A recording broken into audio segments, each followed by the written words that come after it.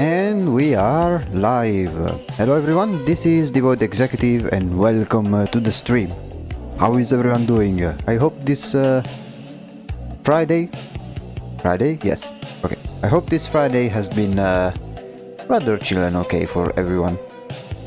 Today we'll finally go back to the main project. Last time we did something about it was last Monday, involving the two evil sisters, and we'll start like last time. We made a sketch of the next illustration, and today we'll start actually working on this illustration. let's show the progress that we have made so far. Let me quickly check it. Yeah, so we left off with this sketch over here, and yeah, I think the next step would be pretty straightforward, which is bring it to the same level of quality as all of the other illustrations. The sketch is more or less done. We can begin right away with the coloring phase, following the same process that we have been using until now. So let me just to recap, let me show you briefly what this illustration is going to be precisely. So essentially we are doing the equivalent of this type of illustration. So it is an illustration of a very minor character in the world that we are building, because this will do a secondary character of lesser importance in the same way that we did for the other sister, for Catherine. And then after this one we'll do a secondary character to the same importance as the butler over here, but for this sister. Now let me quickly create a new file for it. Let's do new. I think it was this one maybe, or this one. I think it was this one. Let me briefly check. In a moment. In the meantime, I'll also take the opportunity to check if everything is going well for the recording. Okay, let me briefly check the resolution. 2160. Is it pixels? Was it this one? I'm not sure. Not quite. Hold on. Properties, details, 30. Okay.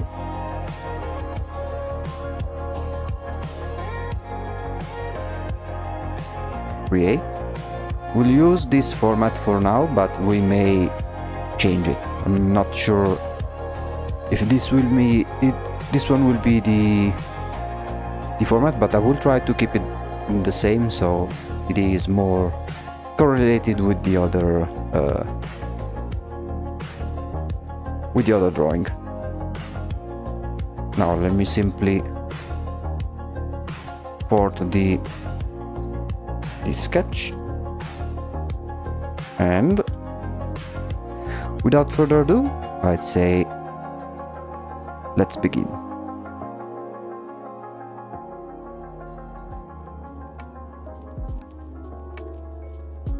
I have my references ready. One thing I want to do first, however, is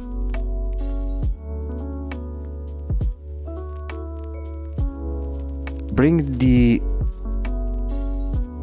images of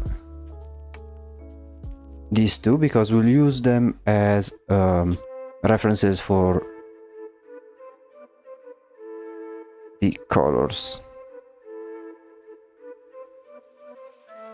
Actually, maybe not this one, but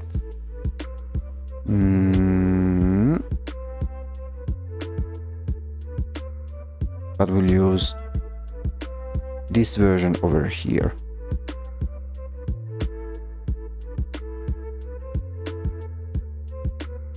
In a moment.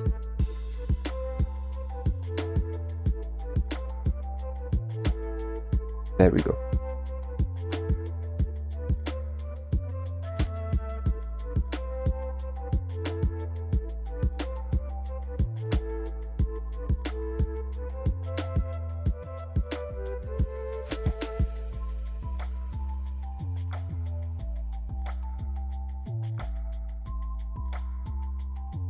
Make it small. Something like this for now. I think I will do, like, I know that we have this sketch over here, but I want to do a very brief sketch of a little bit of background, just like we did with the other illustration. Let me just double check if everything should be working fine. It seems like both streams are okay.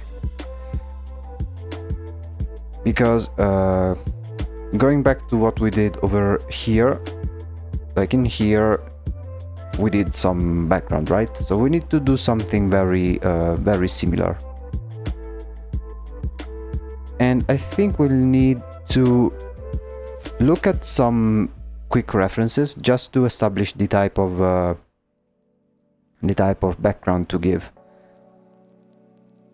I do have a couple of ideas.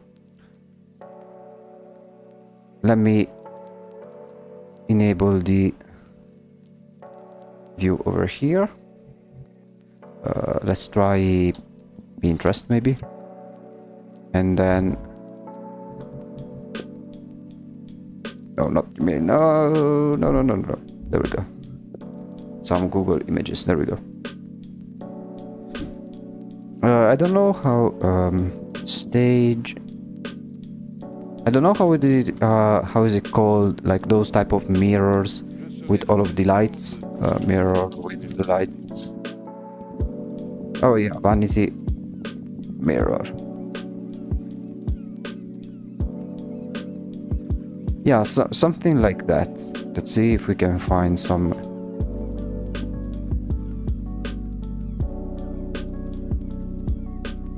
old-fashioned one. Because my idea is to have this doll like laying somewhere over these types of tables. Humanity table. Let's see if we can find some. Yeah, like something like this.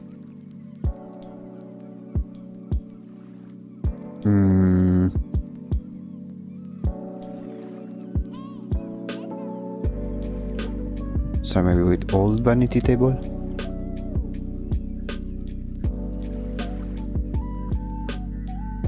Yeah, like an image of this sort. Let me add this one to the rest of the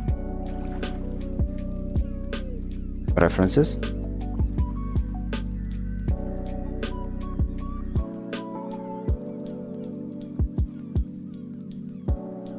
Yeah, something very, very simple. Okay. Having this one as a reference, I think we can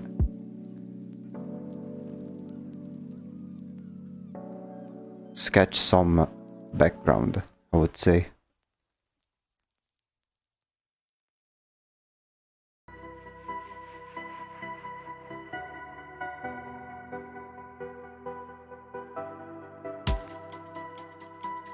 I also want to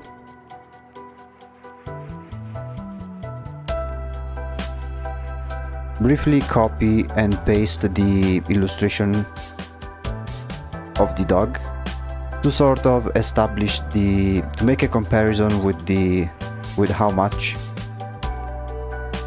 space it occupies compared to the other, because I want them to occupy the same amount of the same amount of space, more or less. Maybe if it doesn't do justice like this, we could always change the canvas and do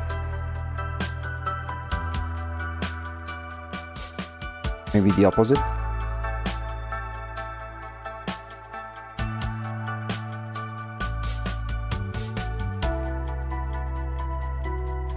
Yeah, I think it may work well.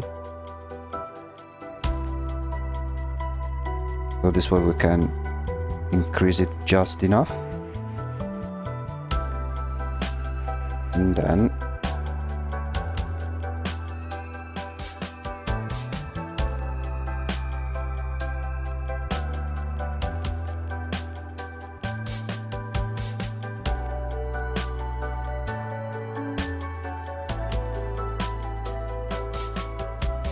then start with the sketches themselves.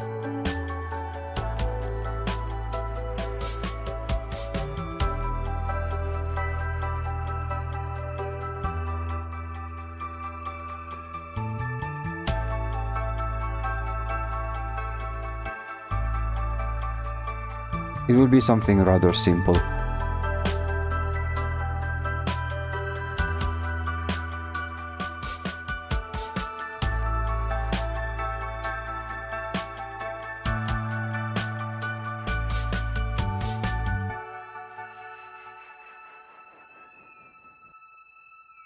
So like something like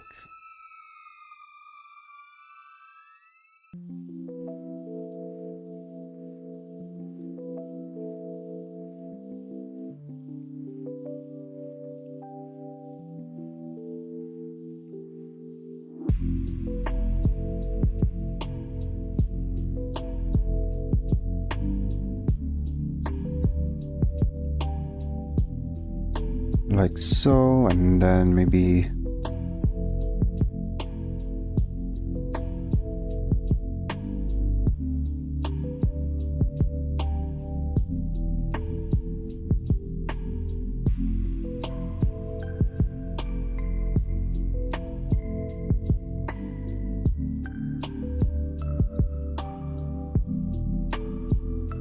of course this is very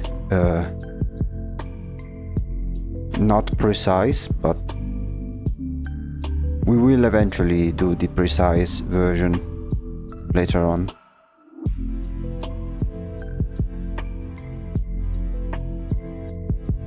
It's just to establish the type of surface and background that it has.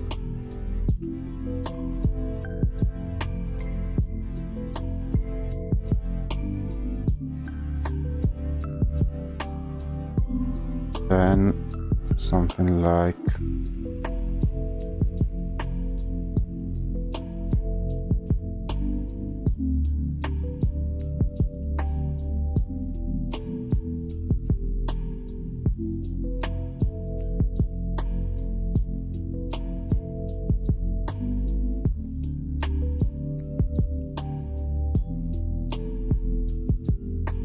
and then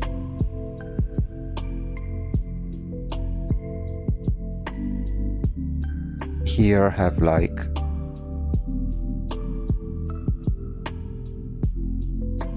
perfumes and things of that nature, so it will be something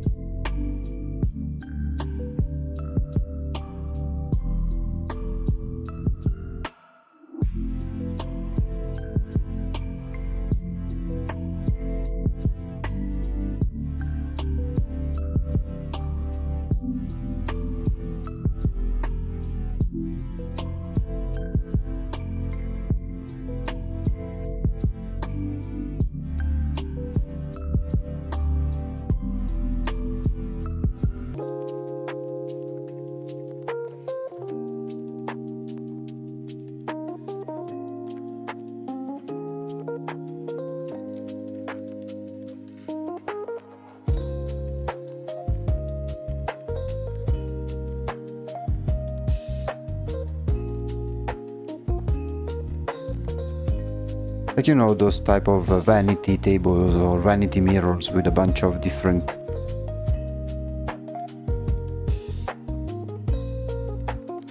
beauty products and objects and perfumes, perfume bottles, mascara, all of that jazz.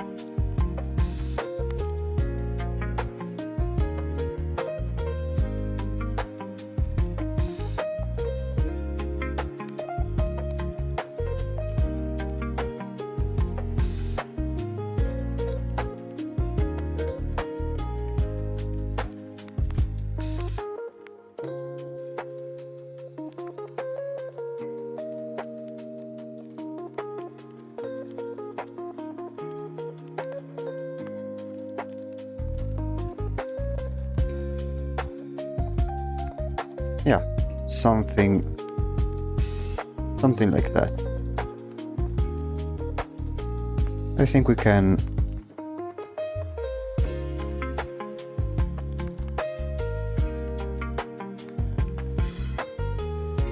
jump right into the colors themselves, I think.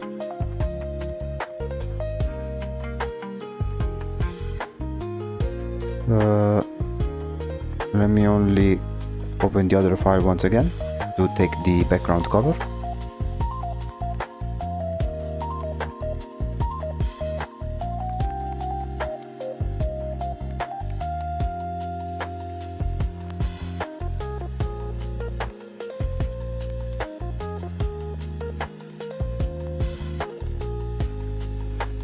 Much like with the other one, I think I will do first a basic coloring of the character itself, and then we'll work on the background.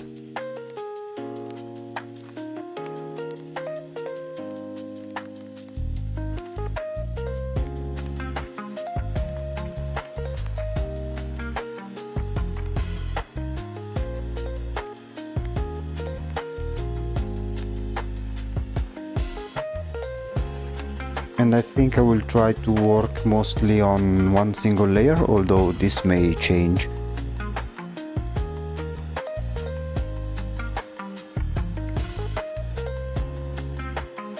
Okay, let's start with the very first.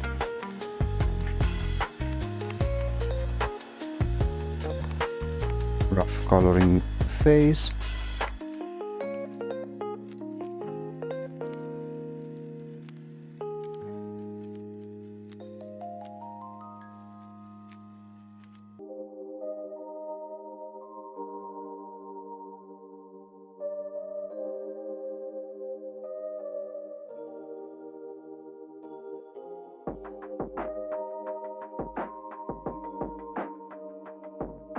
There we go.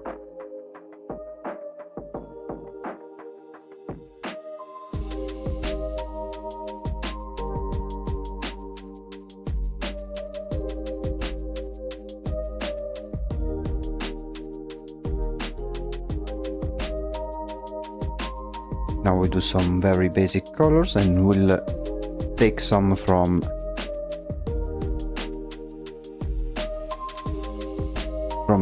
these drawings, although we may change a few things because technically this should be like a porcelain doll, so I should make her maybe more pale than usual, because I'm not sure if I would give it the same coloration as the other dolls.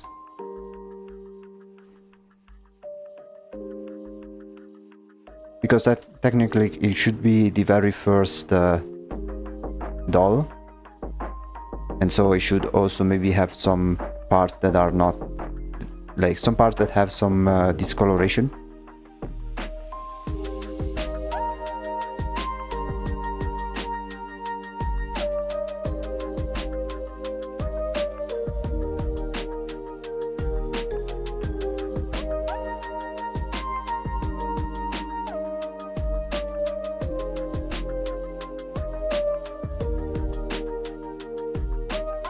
Or maybe we could do like one side is more pale because it's ruined, and the other has much more natural colors since it's kept better, in a better shape. You see, Wizard of Oz.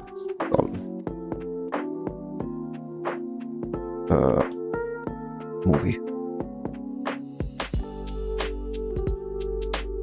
Okay, yeah, like the idea is to even have the limbs made of porcelain. Kind of like the doll from the Wizard of Oz. I haven't seen the movie itself, but I did see some clips on YouTube.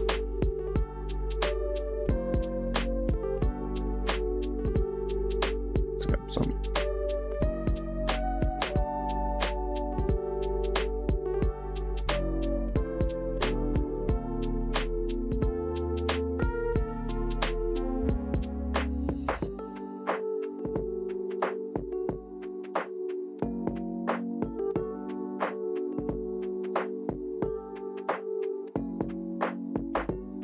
Very basic colors, and now we'll try and do the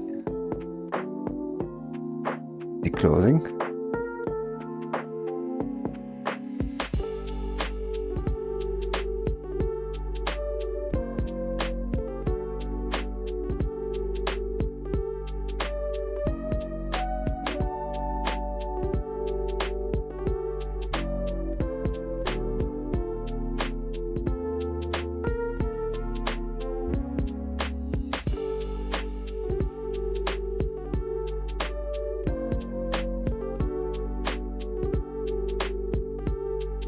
In a way, that movie kinda reminds me of like the live action movie of Alice in Wonderland. I did like watch it because I was a little bit curious, but it wasn't really the most entertaining film, I think. Like, it could have been better. Let's just say.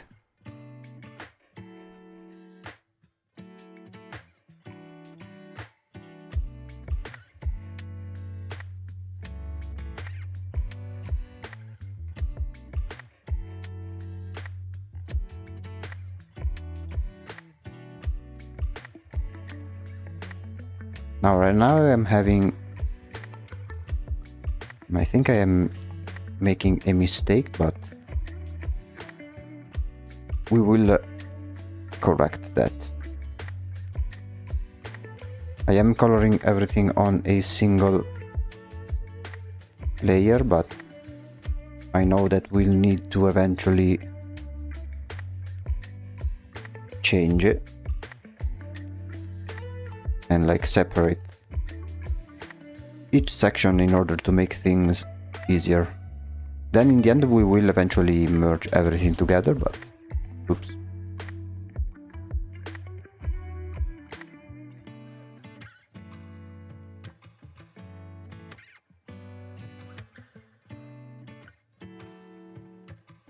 For instance,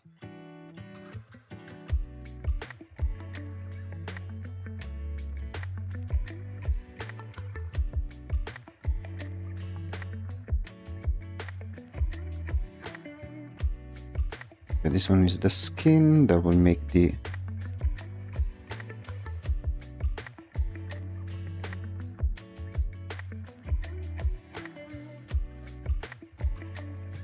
clothes top. Then we do the clothes bottom.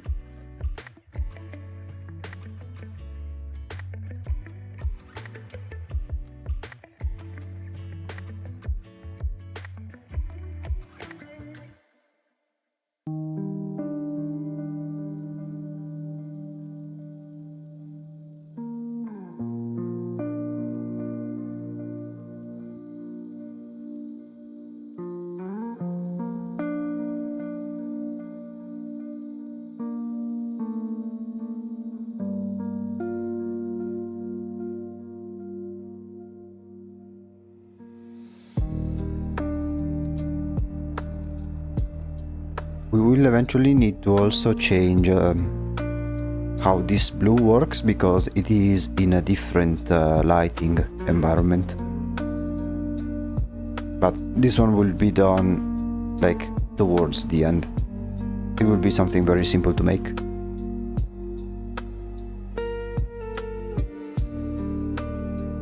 Okay, and then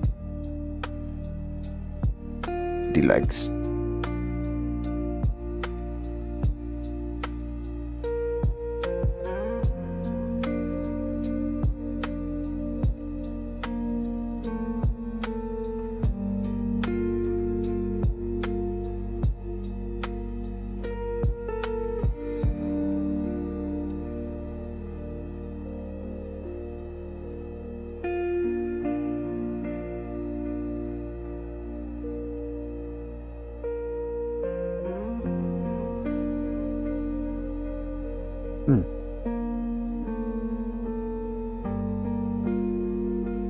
The lighting, I think I will make it very similar to this one, so it will be a direct light coming from the top.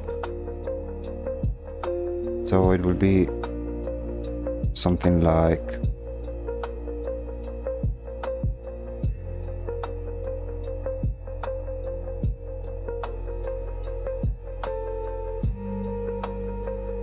this maybe.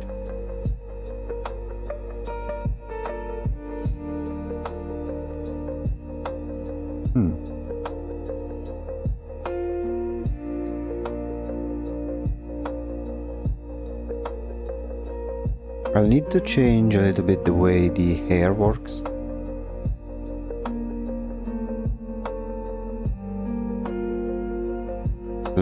At least this one over here, but there will be time.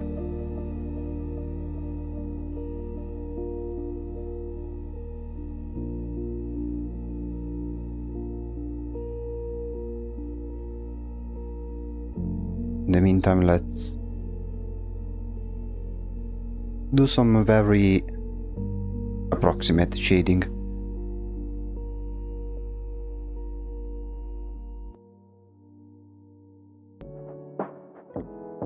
We'll give a bit more color to the right side.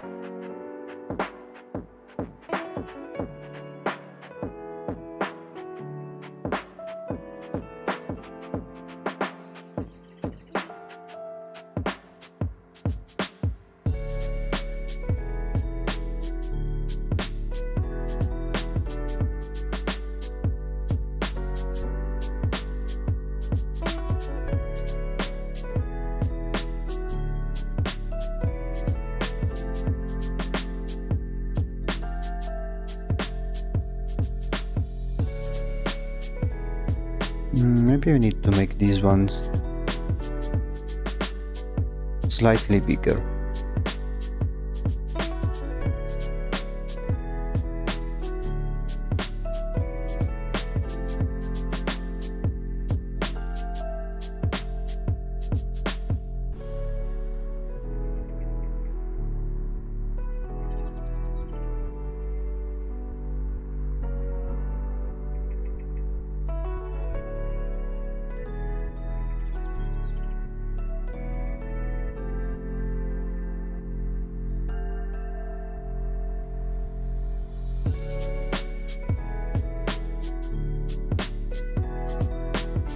And we also need to keep in mind the illustrations of when they were younger.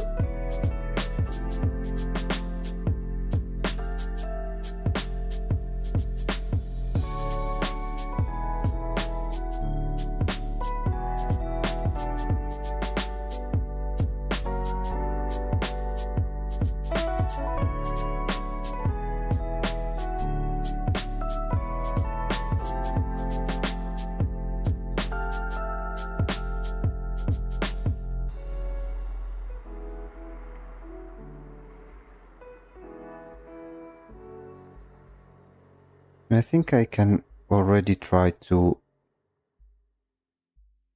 color this sketch, at least in some areas.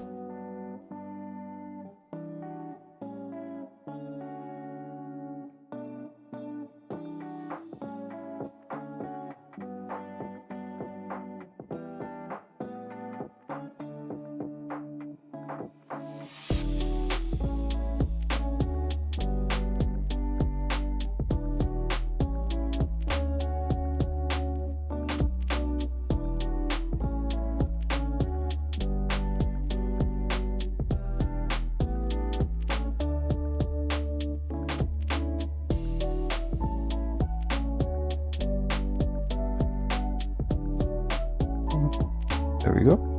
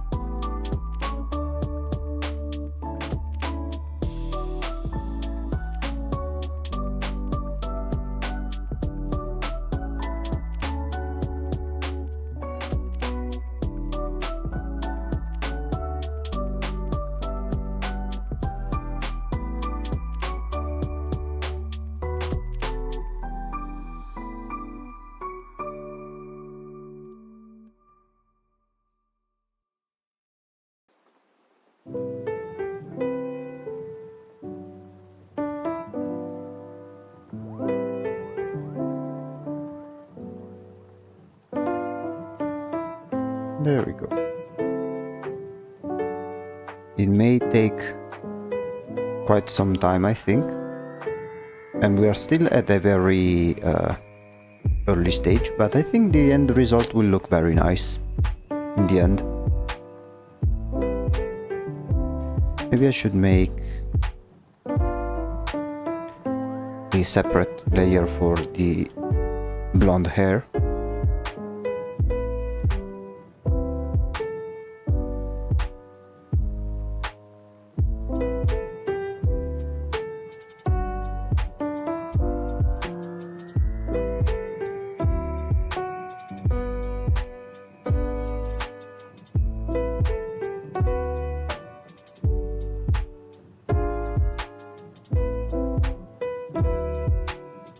Then the color of the little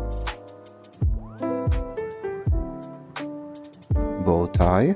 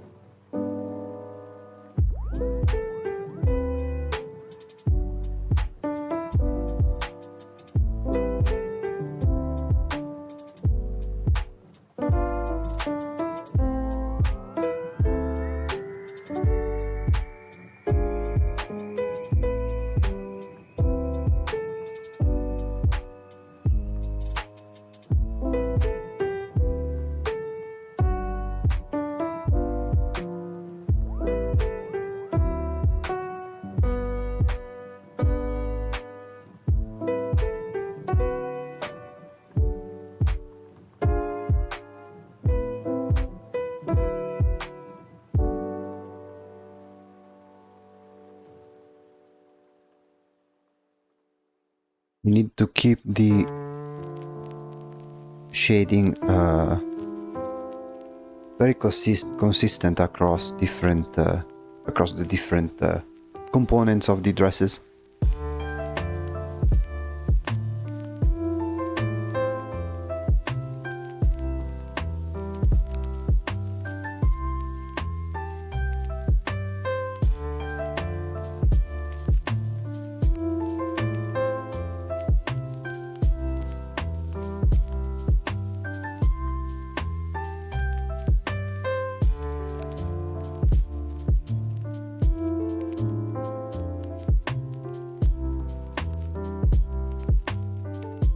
And of course, in here we already try to establish the different layers.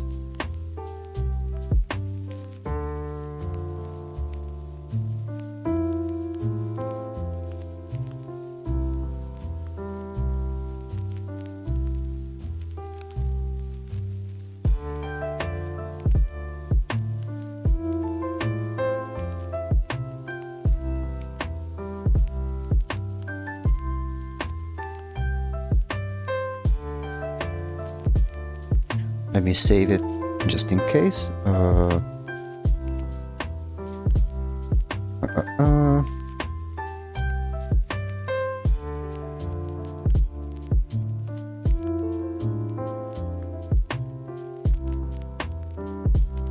The first doll.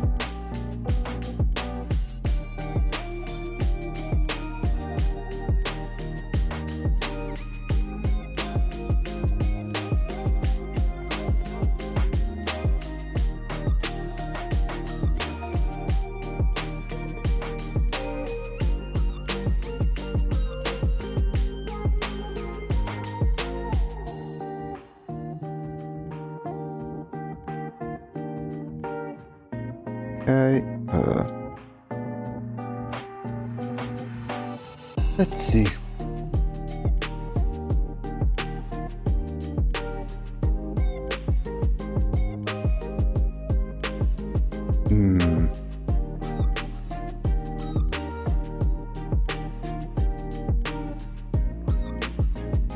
Let me give some shading of the hair, although we may need to change their shape a little bit.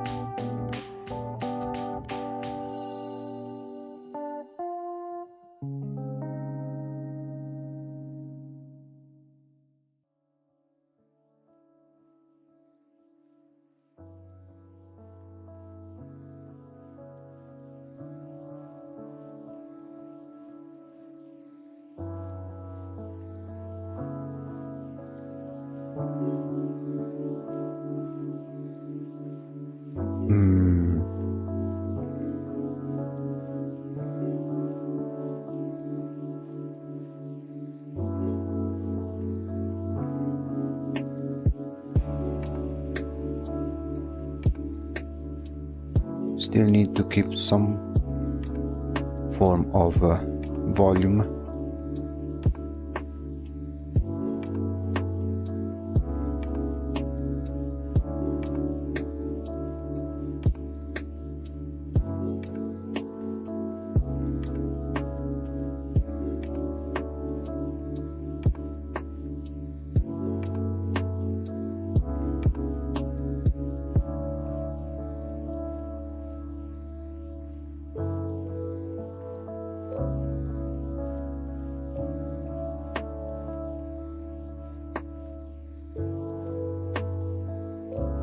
We will need to eventually paint on top of the sketch, but I will wait a little bit. For now, still want to make a good foundation of everything else.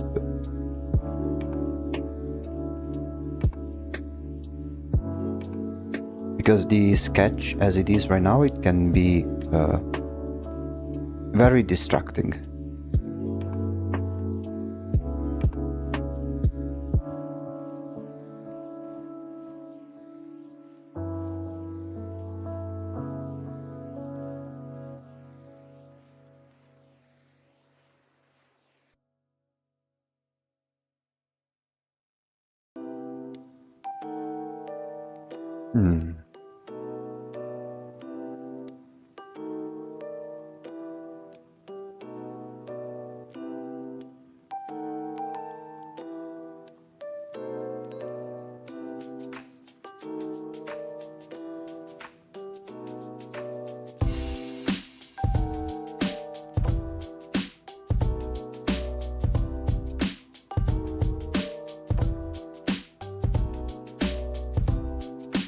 Let's add some very bright, some very bright red areas. At least for the red part.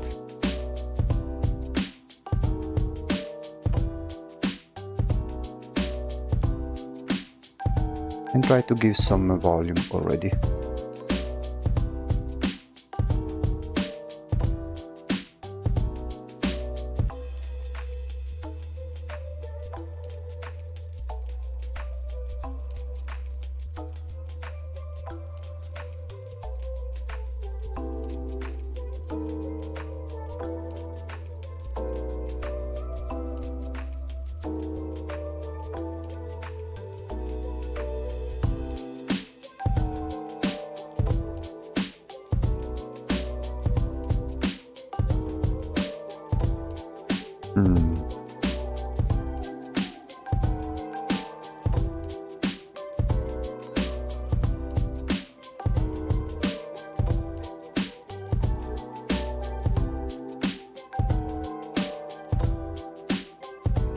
I'm not sure if I should jump straight into drawing over the sketch already or not.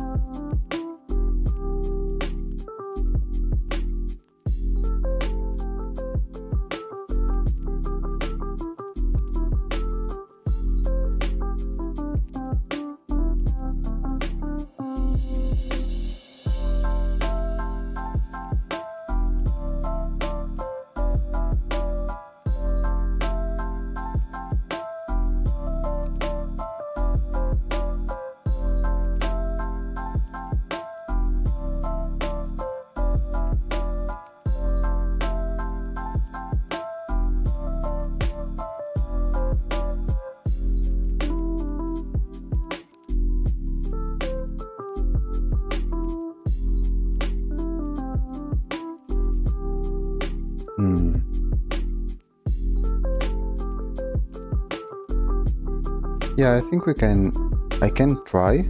Wait, let me fix this part a little bit. Yeah, I think I can already try to draw over this sketch to some extent. I'll see how much I can improve on it. Although I need to be careful and smart about this.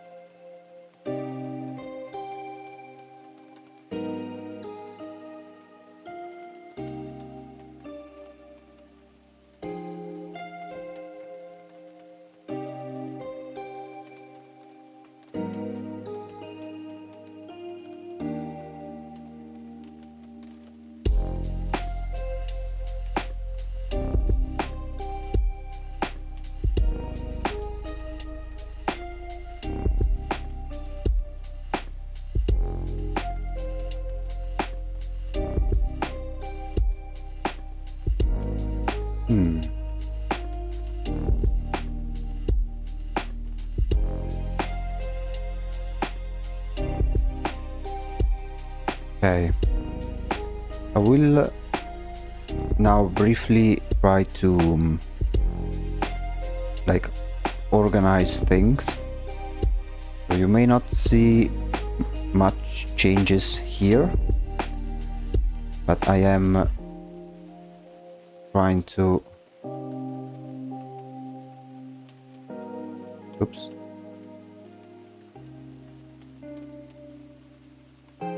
To essentially optimize the layers themselves, so it will be much easier to work with it later on.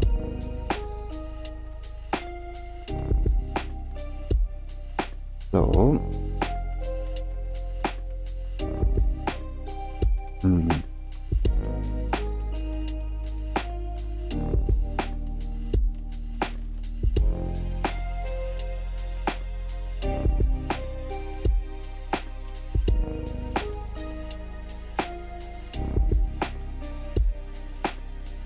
okay.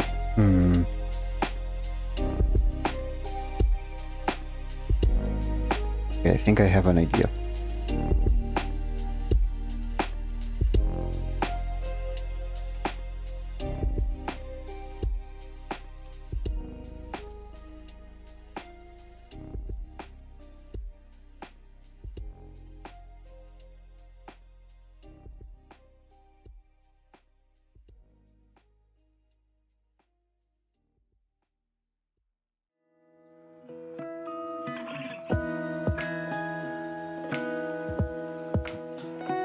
Okay.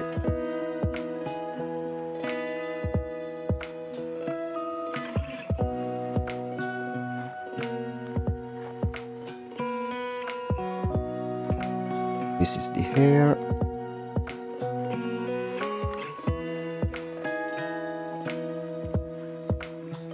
And there is the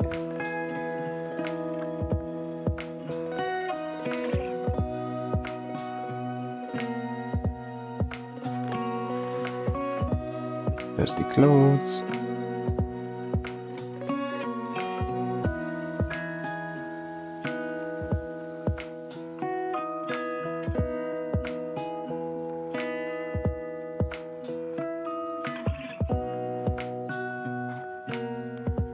There's the clothes bottom.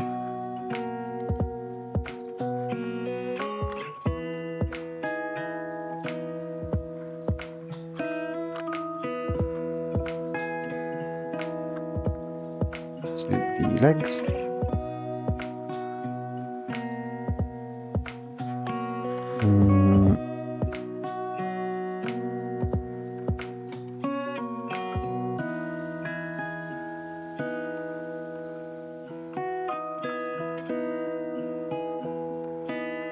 Then there is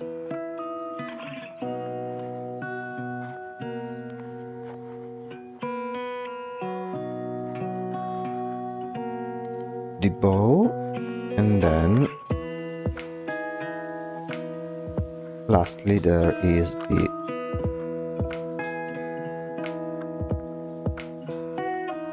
the pin.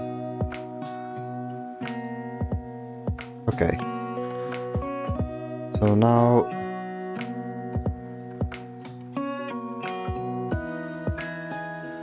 more or less there is the sketch for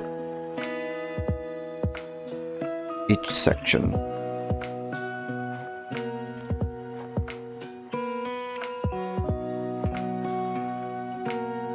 Okay.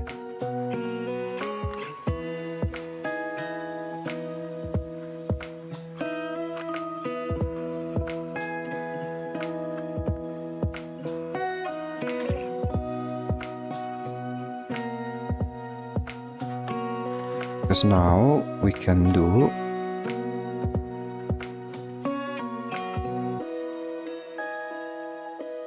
basically this, like try to already color a few things.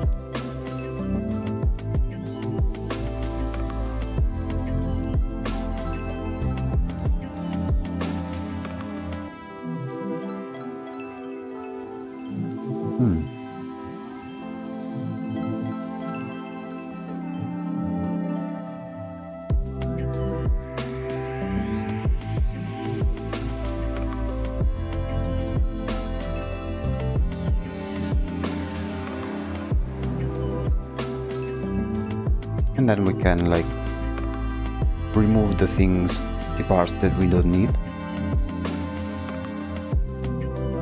Try to stitch things together.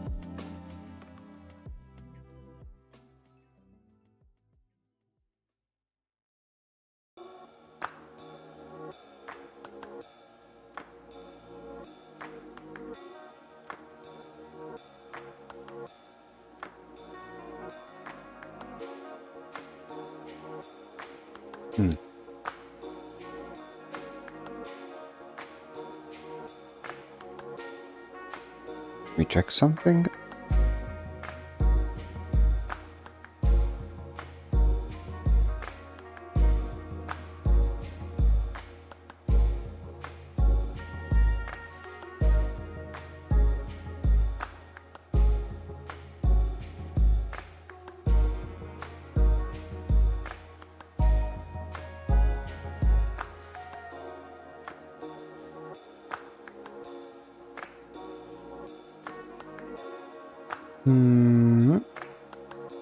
Okay, yeah, I think I'll try shading above the sketch in the skin layer, and we'll see how it will go.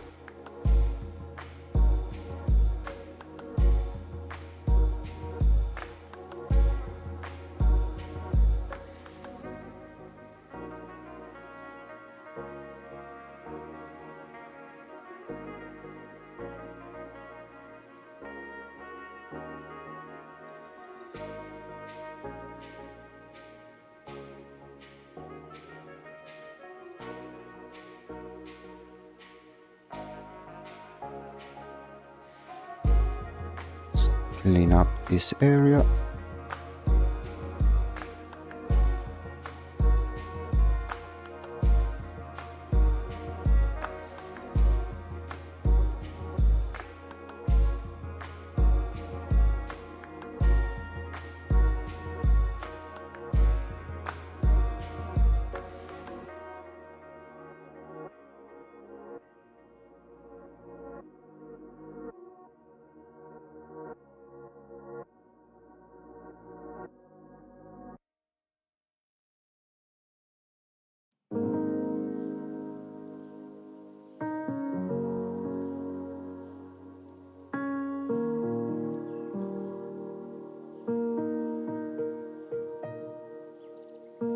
Here we can already try to fix some things, because I can see how the dress here is different from how it is over here, so I'll try to fix it.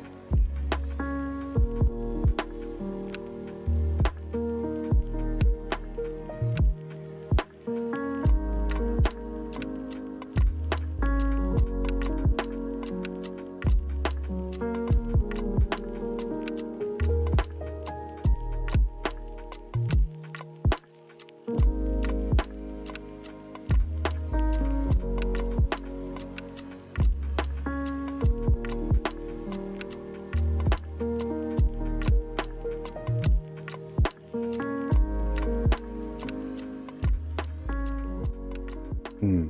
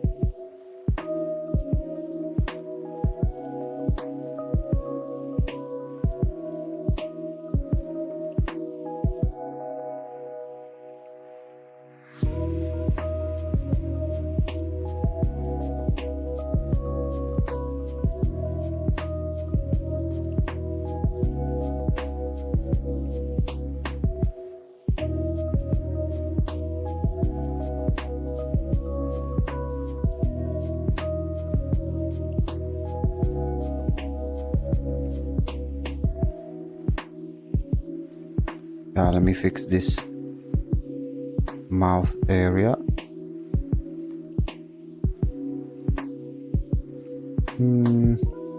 Not sure how I should make the mouth part.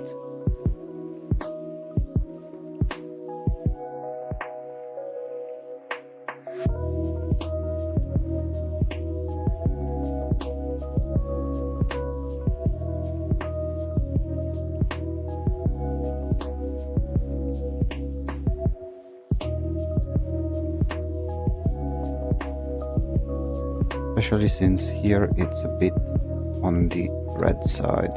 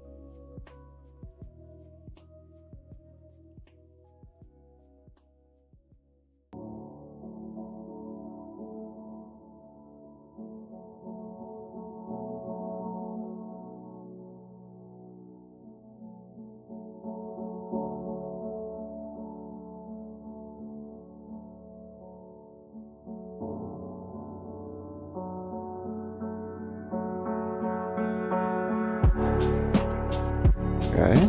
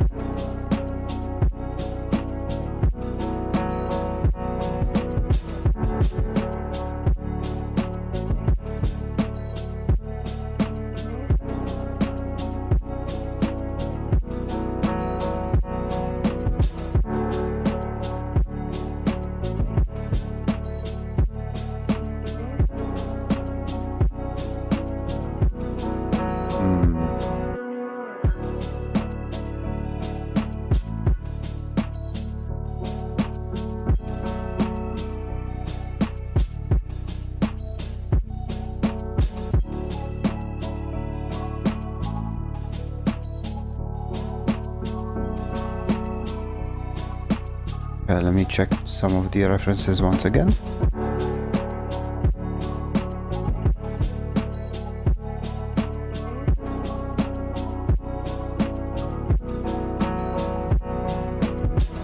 Like dolls, I should make their anatomy much simpler since they are dolls. Although it should have some semblance of realism, I think.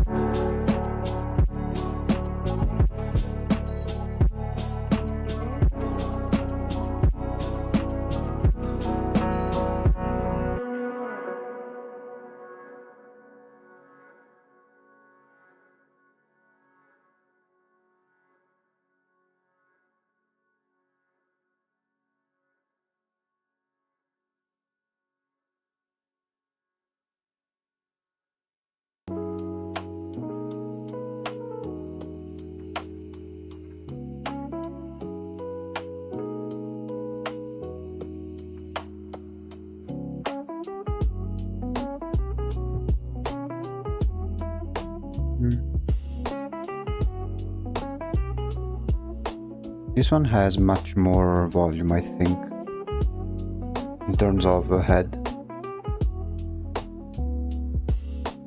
I need to make those head shapes similar.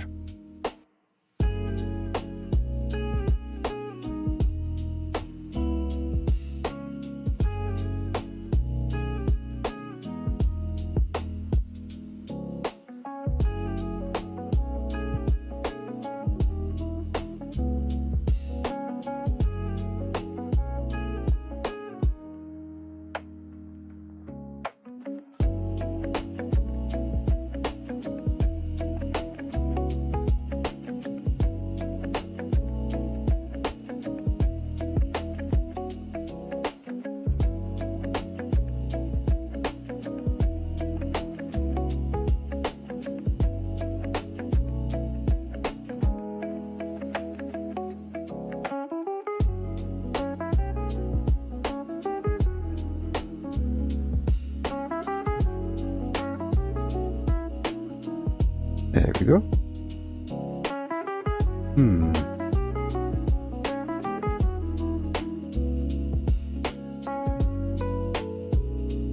Yeah, I think this face is a bit too flat in comparison. Let me see if I can fix it somehow. It's not as straightforward as it seems, especially since we need to establish how strong the shadow should be.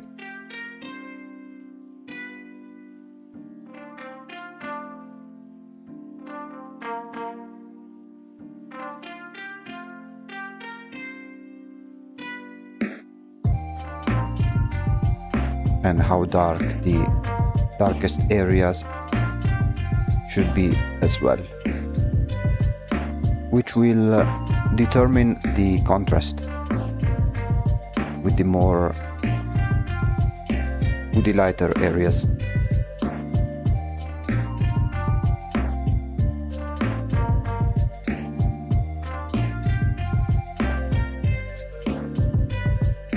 And then I think we'll also need to work on the hair. For instance, increase the spot.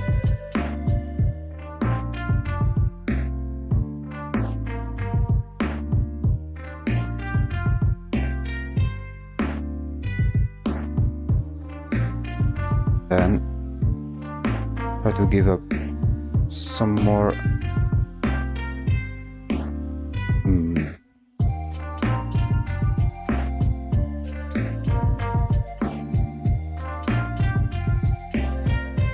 shape, some more silhouette of some sort.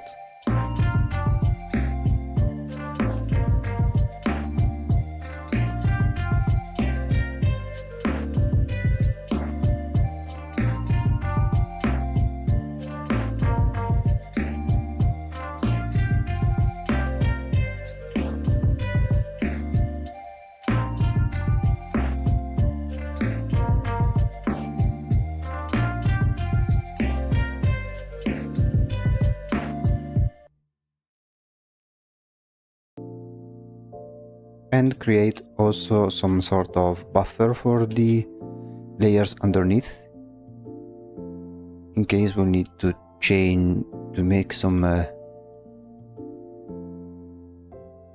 changes that would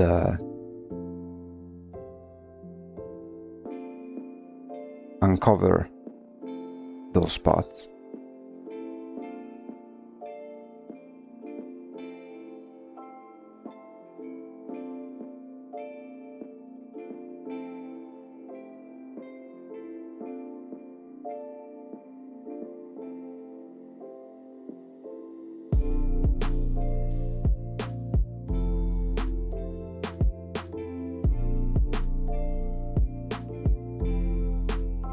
Okay, let me do something a bit drastic. Hello, welcome to the stream. Working on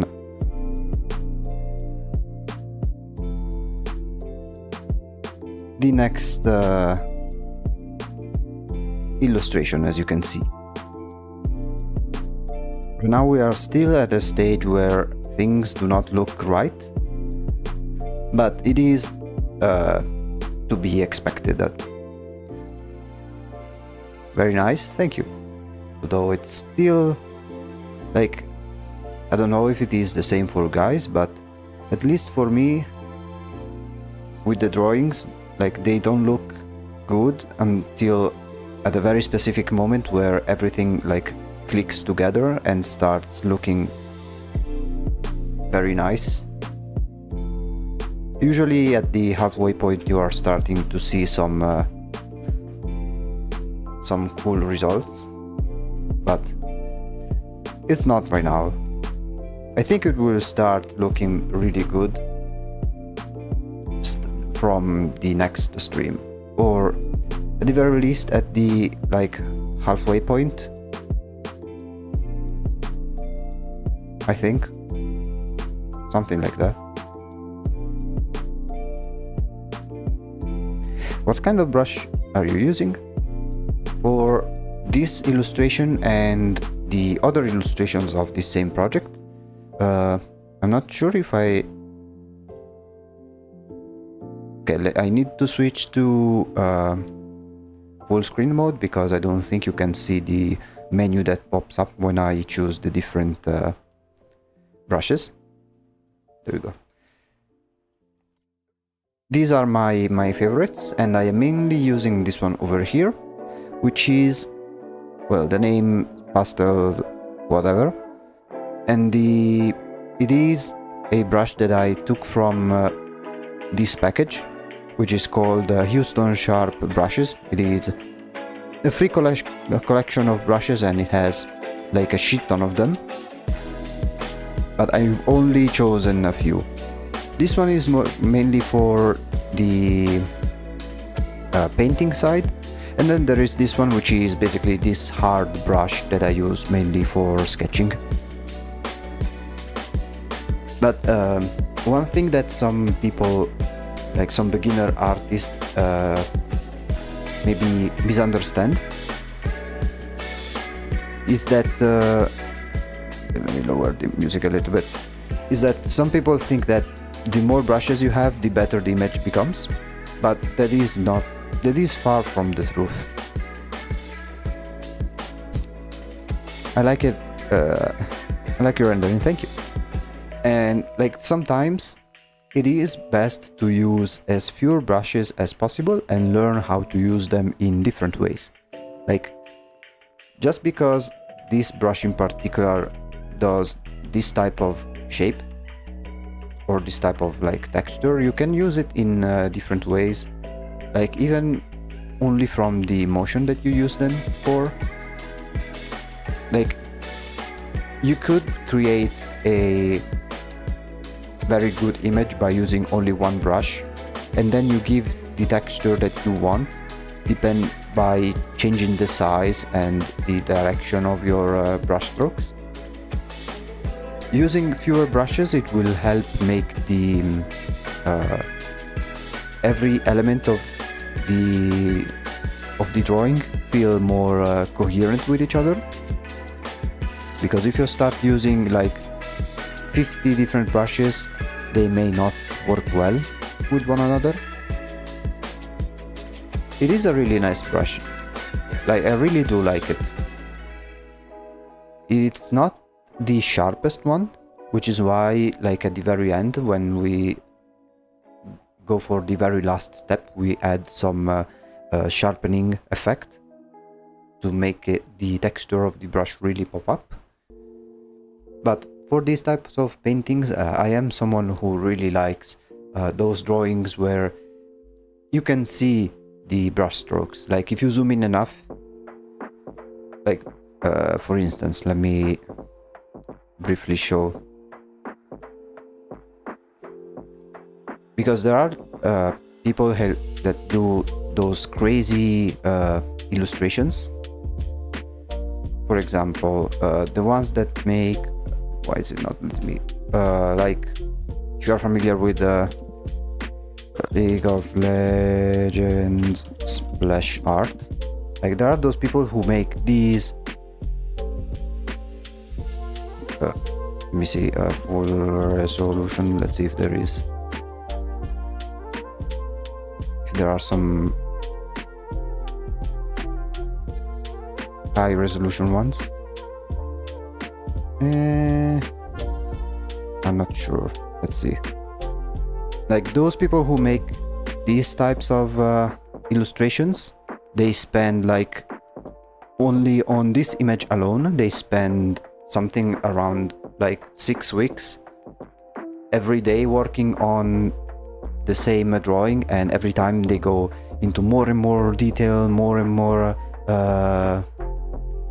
more detail, more and more polish, and they are really good to look at. But for me personally, it kinda wants to try and look too 3D for my tastes. I am someone who prefers something like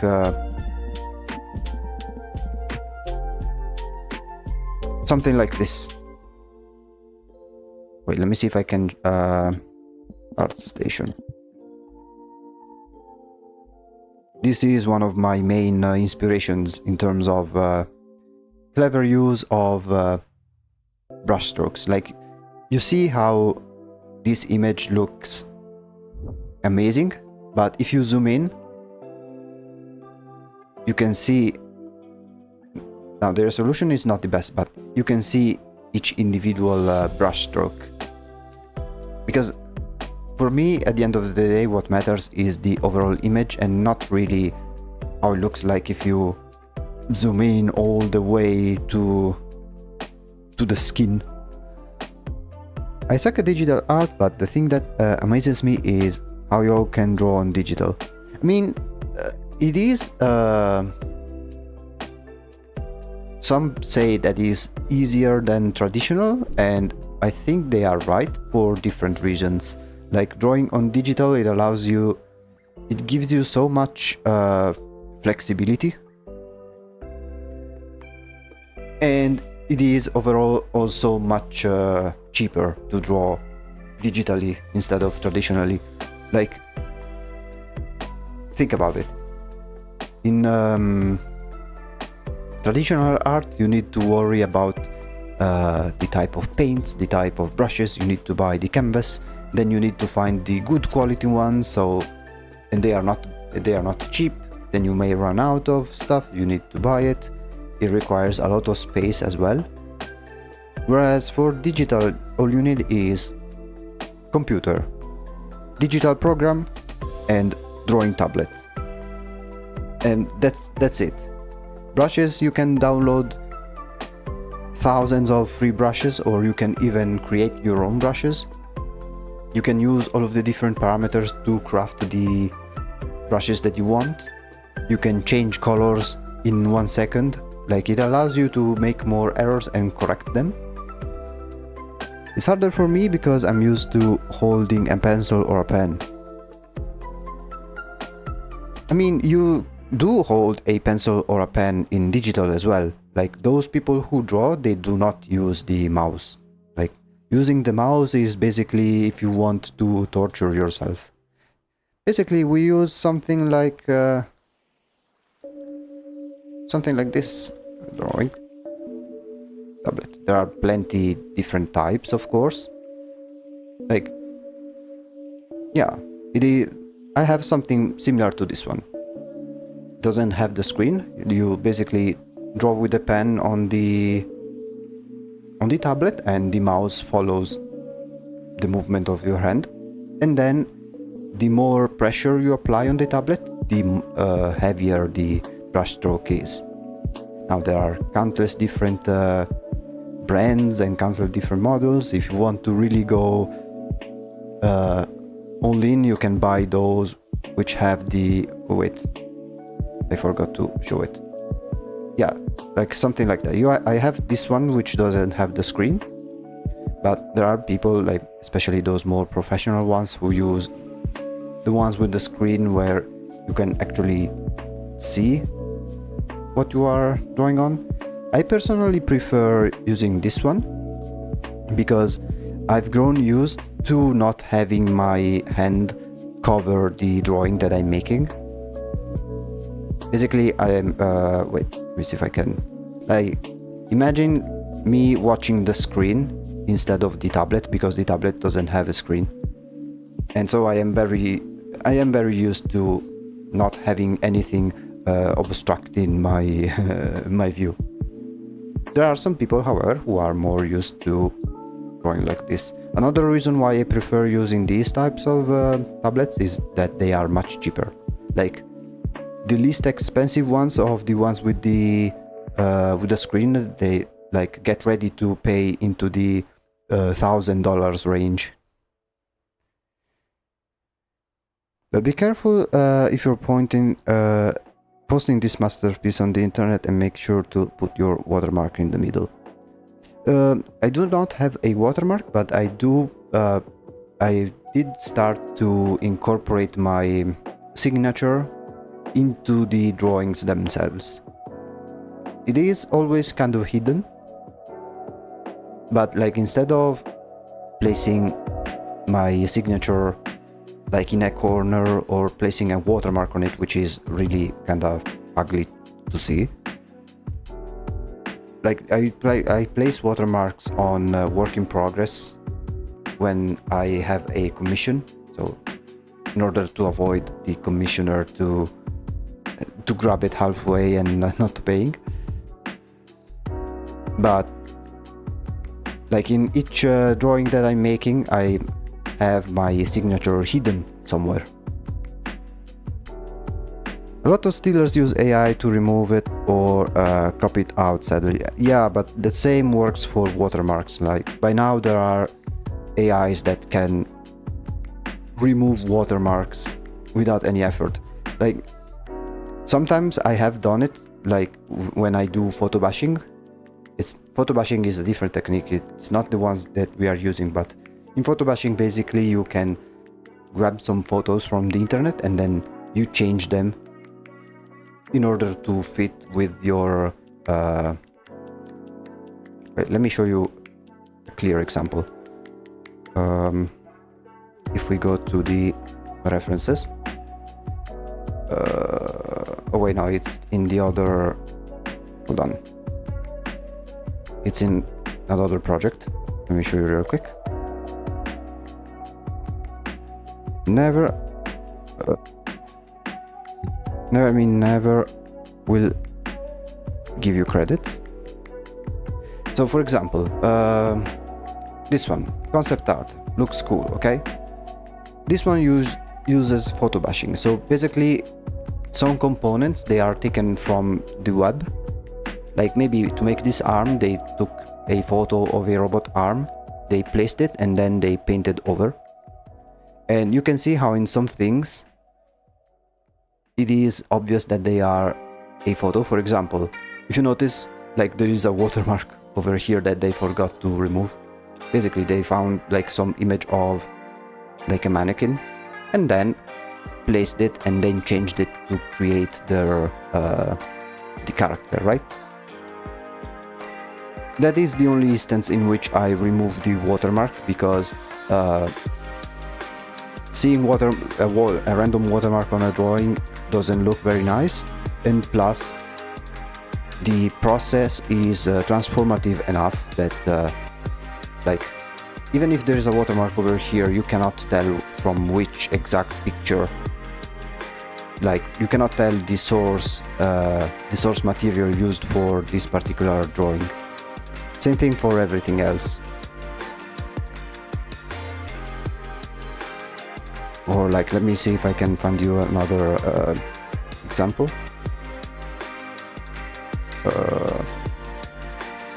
Hold on. Like if I type photo bashing, yeah, like if you see, photo bashing is used a lot in environments. When you see those hyper realistic environments, like something like this, the artist likely placed a real image and he used it as a base and then he painted over and made it unique. Plenty of artists use this, especially if they want to have a realistic look. In that case, it is considered okay to remove watermarks if you find any.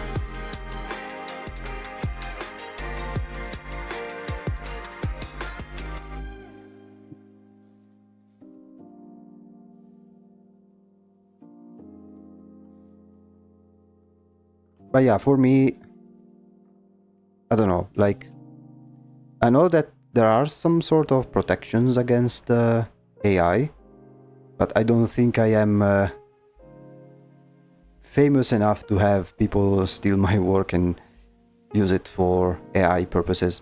Besides, like, I know that some people are getting a bit scared about AI and stuff, but to be completely honest, like, those who use and abuse AI, they will have their own, I don't know, fan base, and the real artists will still be fine at the end of the day, because there are people who are not artists and still prefer the human-made art.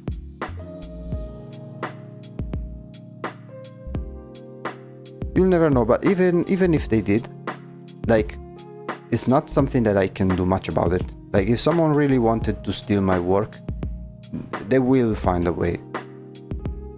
Like, one way or another, they will find a way to do it. They can remove all the watermarks, they can change everything. Like, at that point, it's best just not to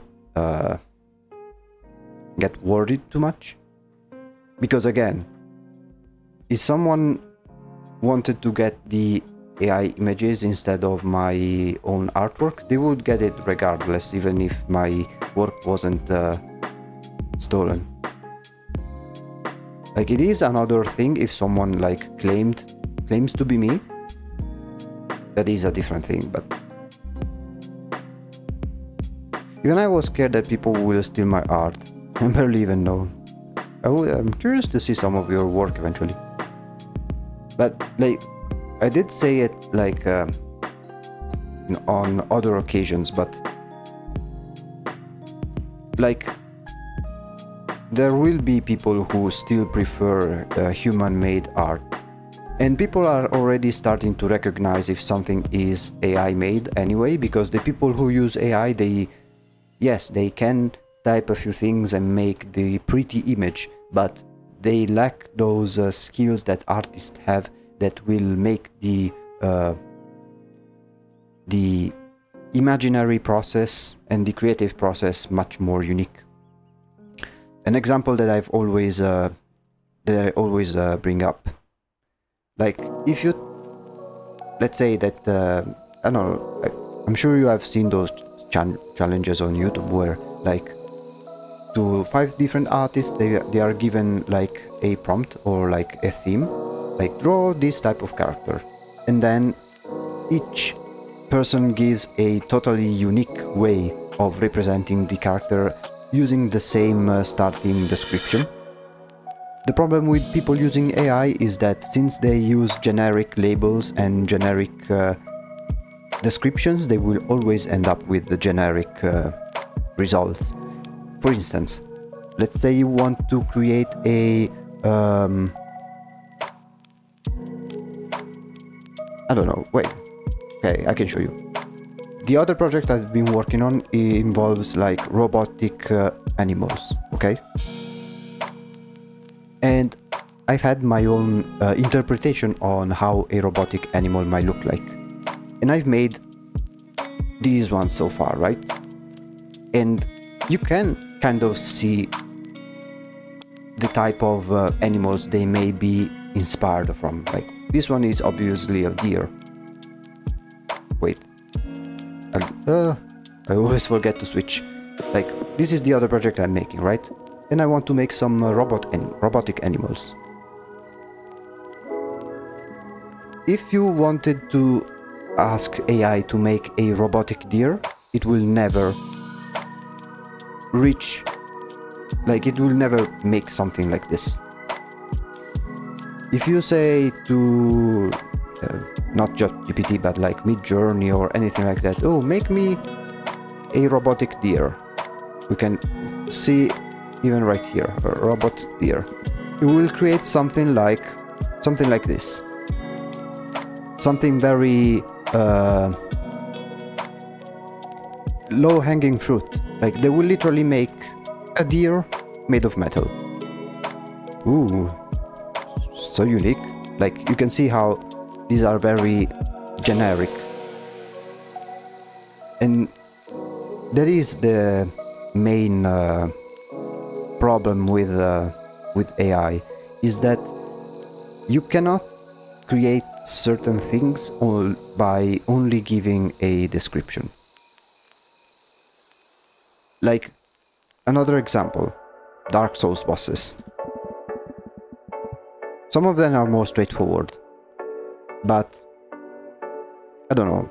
If you wanted to describe with words alone something like the Hungry Dragon, I think it was the name. Like if you wanted to describe something like this through a prompt, it will never give this exact result, because this result is the unique interpretation of whoever designed it. Not even articulated correctly. My grammar sucks. So yeah, like starting from the same prompt, you get way different results because each person is different. With AI, they will always lead to generic results because those people using it have generic ideas and generic imagination, because they do not want to actually put in the work, right?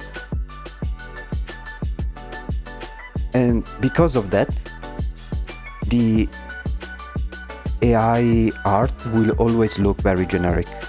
And people who say, oh, but it will get better in time, they do not understand that it's not a matter of how better the AI itself gets, but rather how not good are the people using it.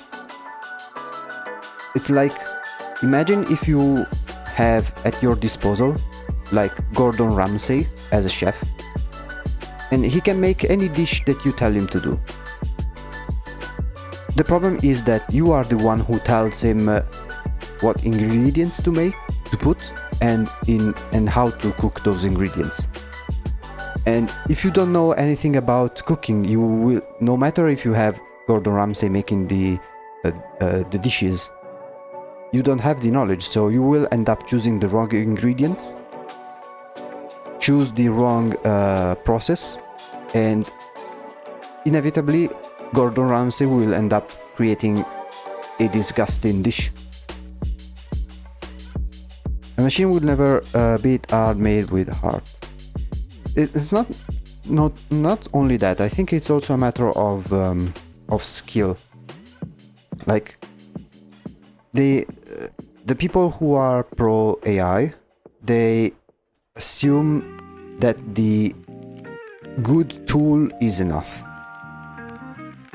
It's kind of like those people who think that having the 50 different brushes will make them a good artist, a good digital artist, but that's not the case at all.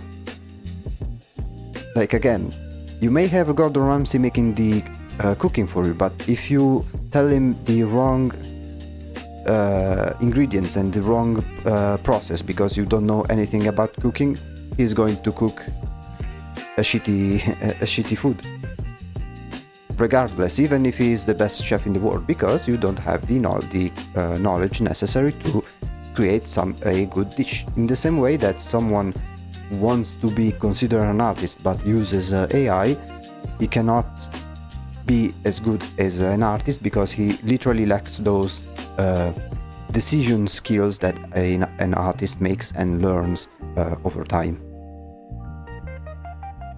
And because of that reason, I think that the true artists should not be too worried about AI art, because it will be mediocre art made by mediocre people who have mediocre knowledge.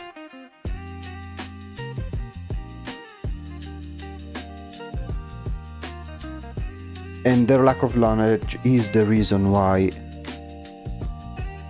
they suck at making images.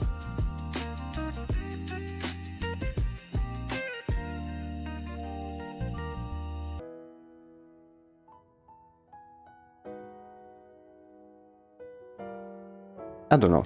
I hope my rant was comprehensive enough.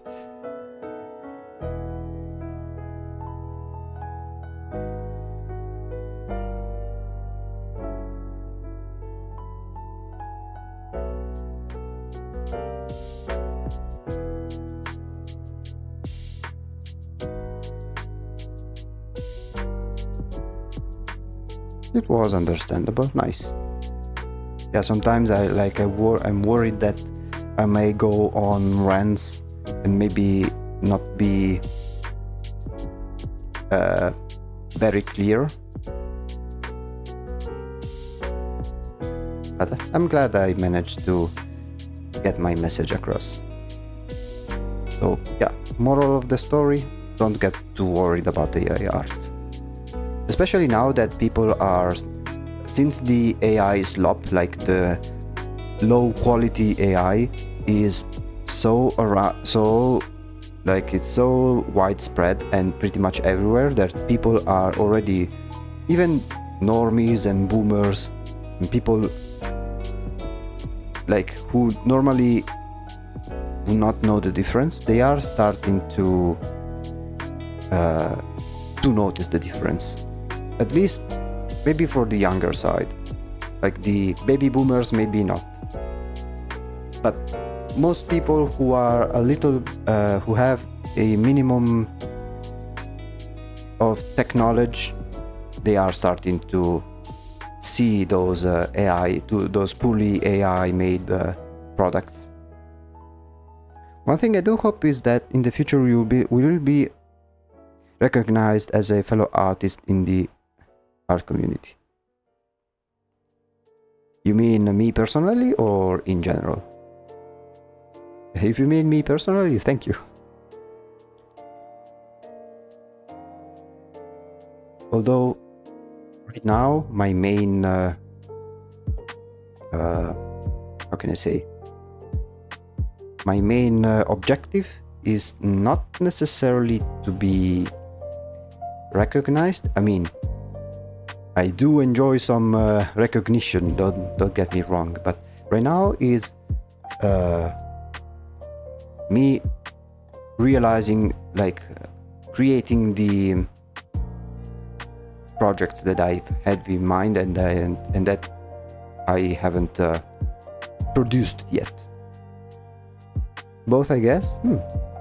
I mean, artists in general are already recognized.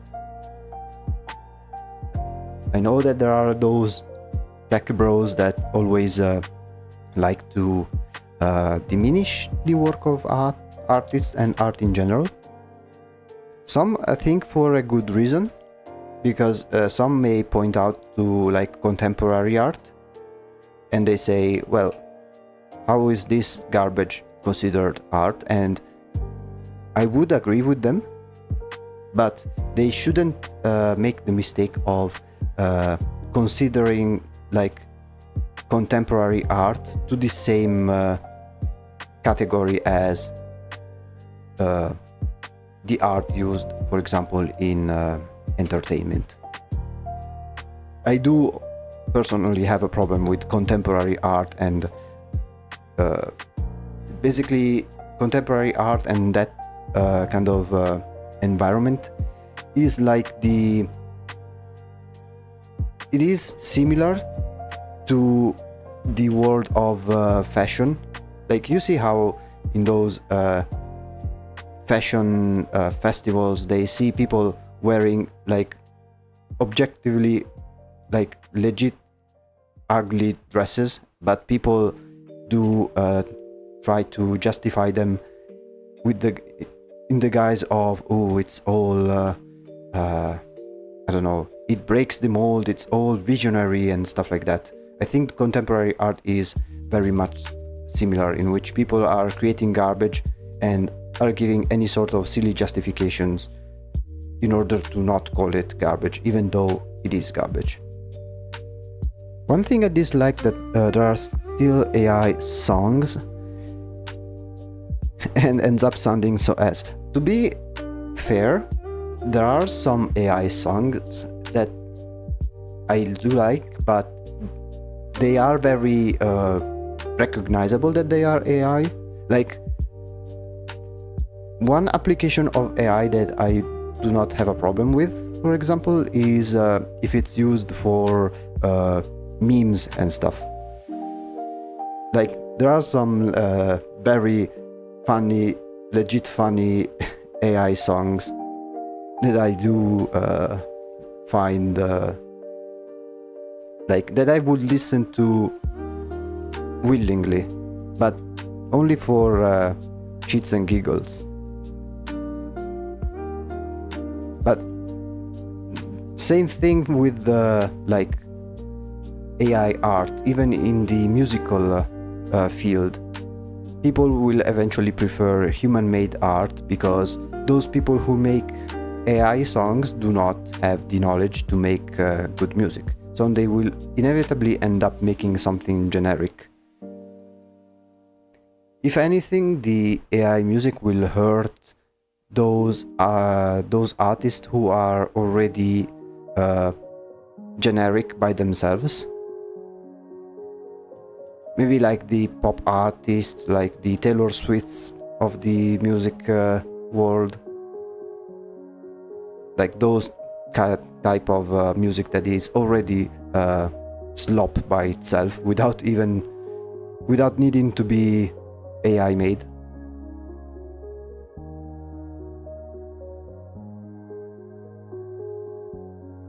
For me, it's like a fork scraping on a chalkboard. There are really some exceptions, I think. But yeah, most of them is slop. Like most of them are complete garbage.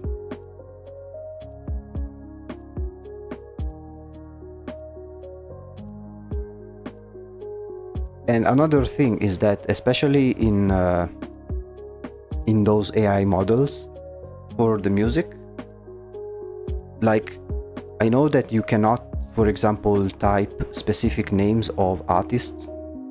Like, let's say that you want to create an AI song that is inspired or like a particular artist. If you try to type the name of the artist itself in the prompt, it will legit just refuse to create the AI song in the first place, because from that point of view, the music field, it is much more protective to their artists compared to maybe drawing.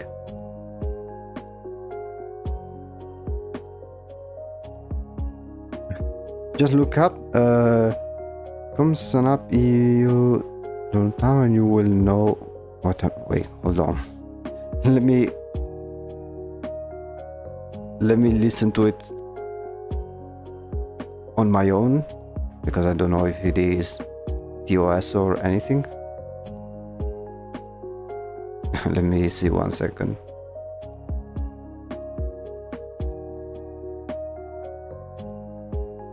Is it like Romanian? Yeah, I think it's Romanian.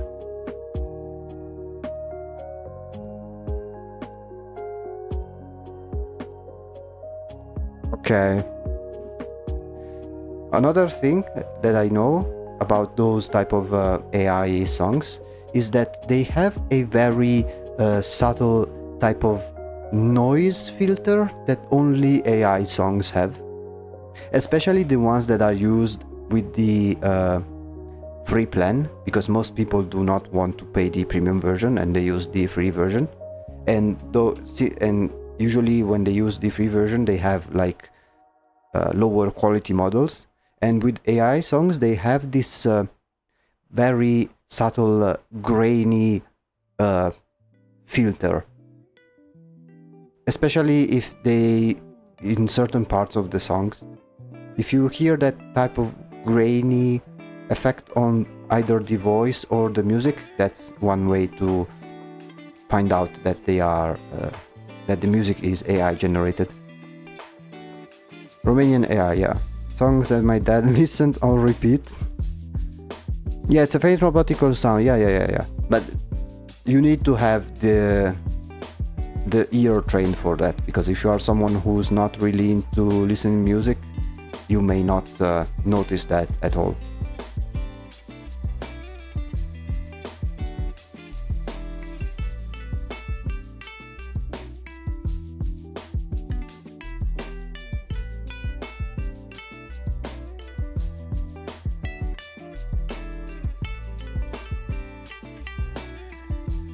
It's like the equivalent of artifacts in AI generated images, or maybe some things that do not make sense in a drawing.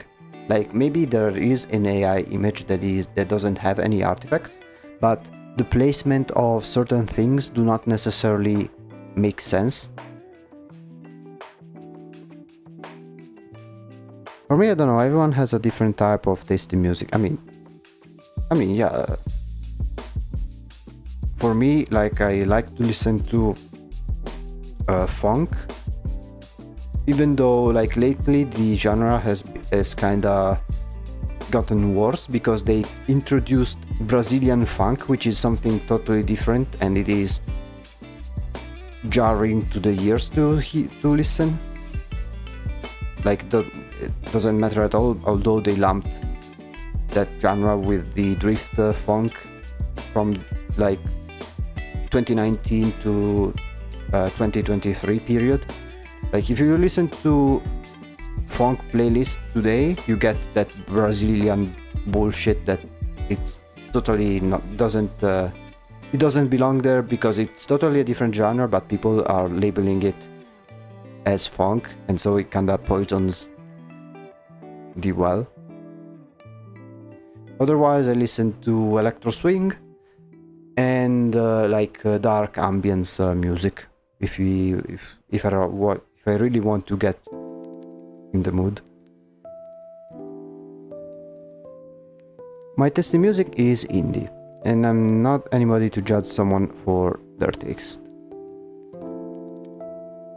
I mean, I don't know. I'm not a judgmental person, and I do know that what I hear, what I listen to, may not be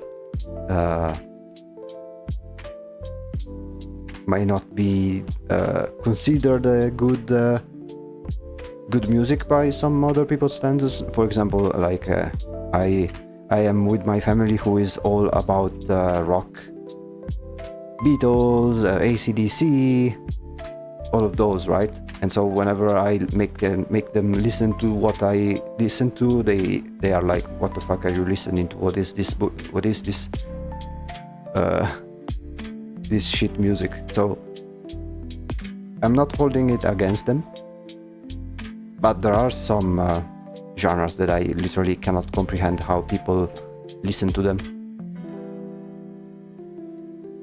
because of how bad they are. Another example is like reggaeton. I do not understand the appeal of those who like genuinely listen to reggaeton. They are all the same shit, the same song, same exact rhythm, same exact like 2 to 3 notes combinations. I don't know.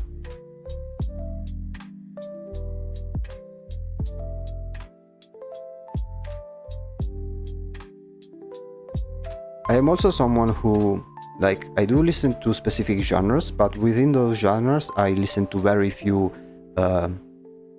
few individual songs, because most of them I do not like. Like with electro swing or funk, I am very selective to what I like listening to, because the vast majority, they are kind of slop. But I think that's the same with every genre, to be completely honest.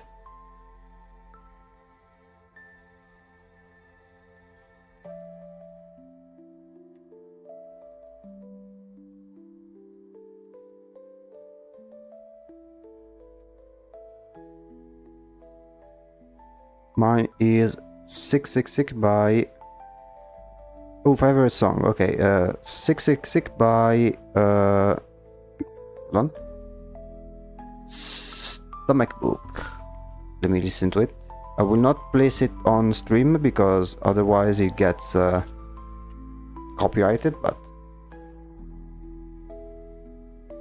Let's see.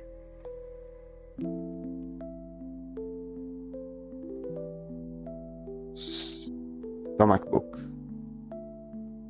Let's hear it. I like the cute art. Gives me like weird core vibes. Oh yeah, it is very indie. I can promise you they have amazing songs. Another genre that is interesting is weirdcore.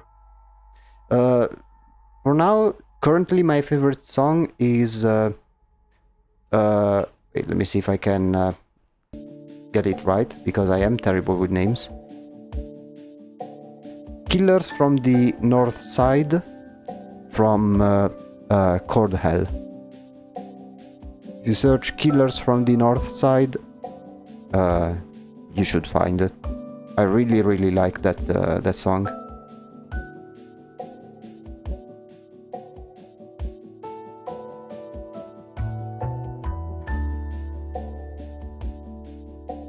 My second favorite is Paper Dolls and Wukona Girl. I don't know if I can decide a second favorite or third favorite, but the one that I told you, like Killers from the North Side, is the one that I would easily listen to back over and over again.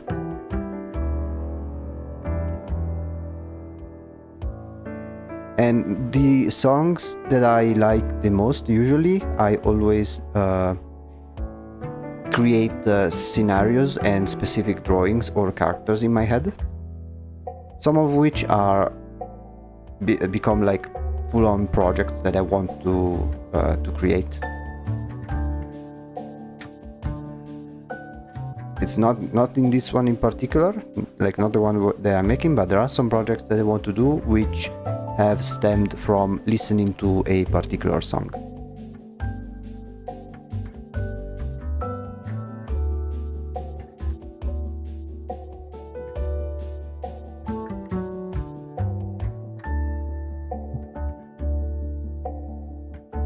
Okay.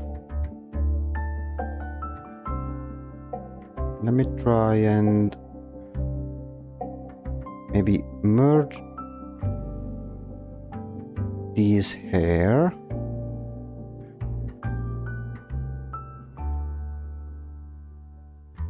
Because I feel like I want to make this head a little bit larger than the other.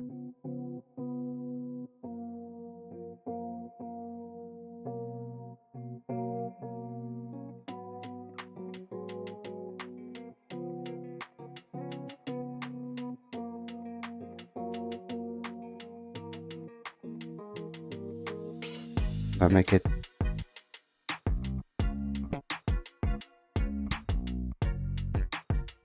like so, and then we'll change the hair accordingly.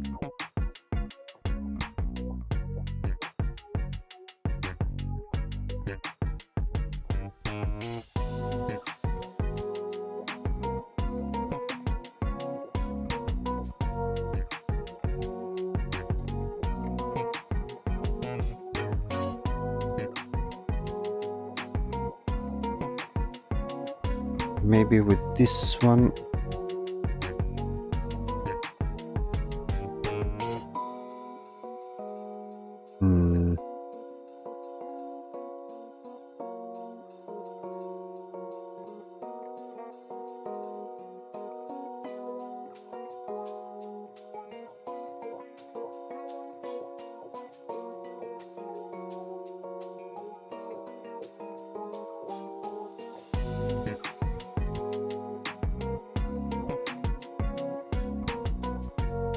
There we go.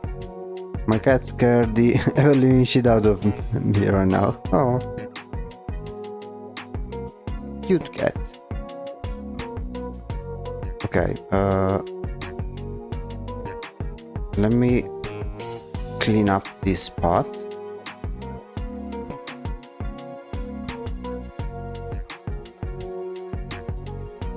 And then I will add the cracks.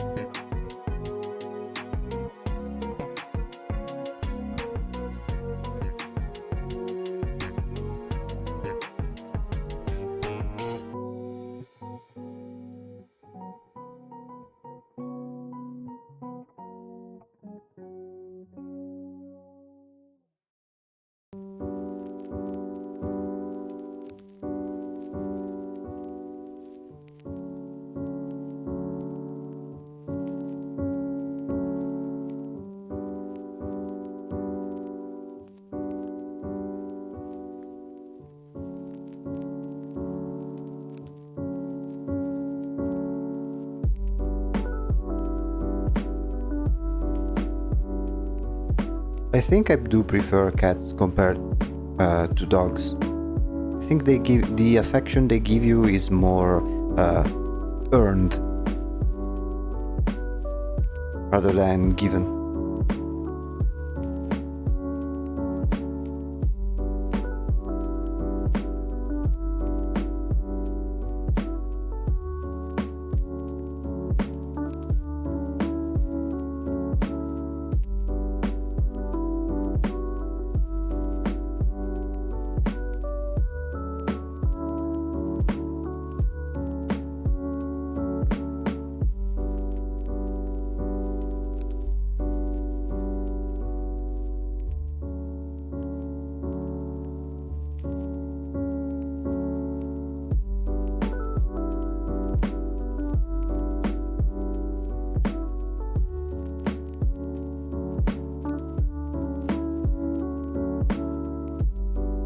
Okay. I like all kinds of animals. Yeah, fair enough. Although I am an avid carnivore, like I really like meat in general.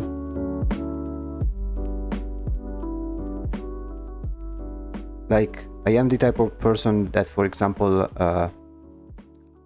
really likes as animals in general, like deer, but I would eat a deer without any problems.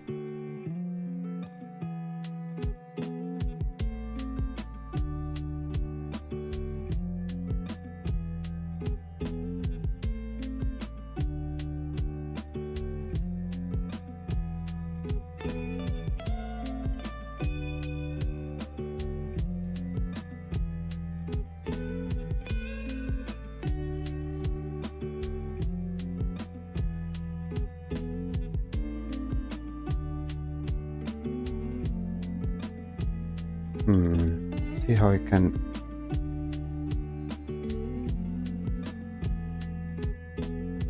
improve this part.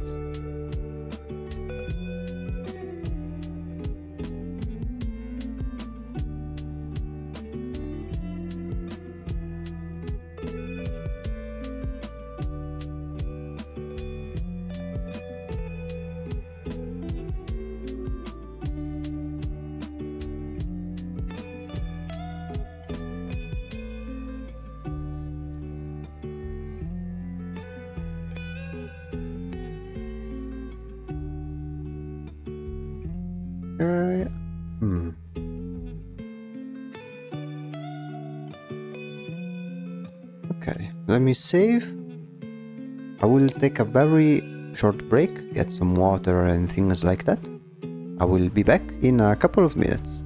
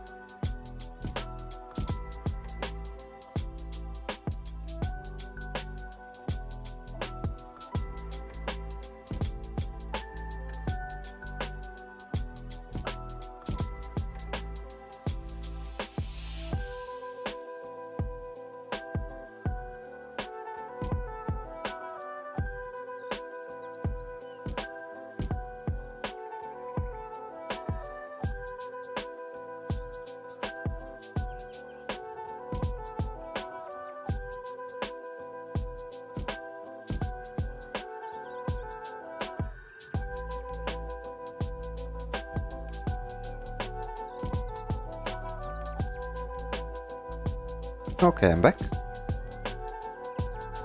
Let me double check if everything is working fine, especially with the streams and stuff. YouTube seems fine and Twitch seems fine as well. Oh. Wrong button. 1 second.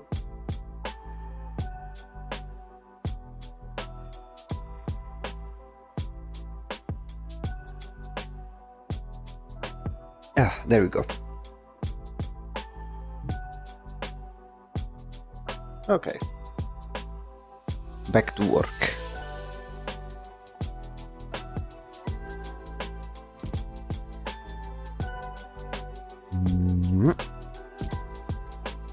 Let me briefly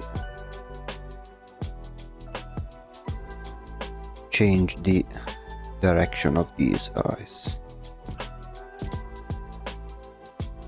Yeah, something like that.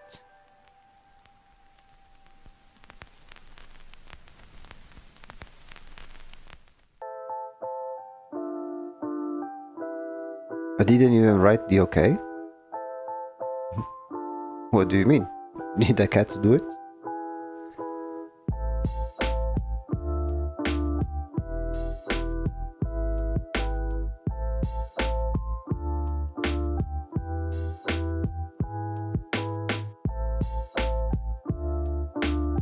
I think it's because my tablet, because it's kinda buggy. Huh.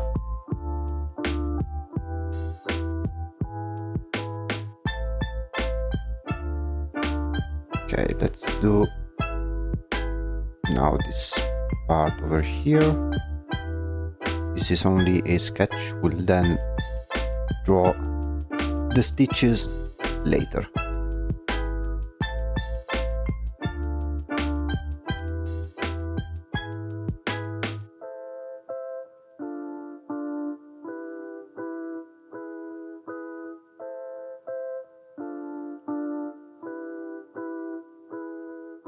And clean it up a little bit because it should be like broken ceramics, so it should have some very sharp and deliberate edges.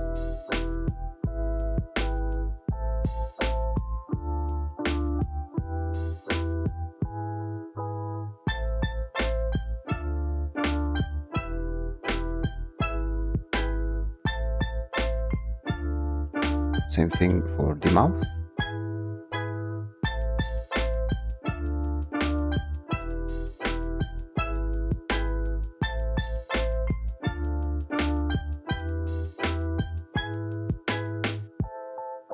Okay.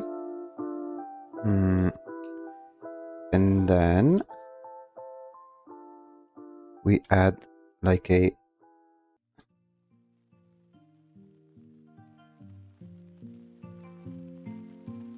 darker version.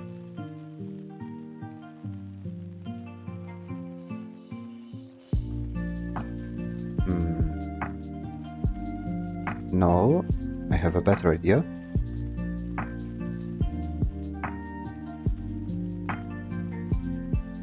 Just looked at your channel and I saw you make a lot of lives. How do you even make lives on YouTube? Oh, it's very simple. You know, even if you have like a random account on YouTube, you automatically have a channel. On the top left corner, you can access YouTube Studio, which is where you can upload your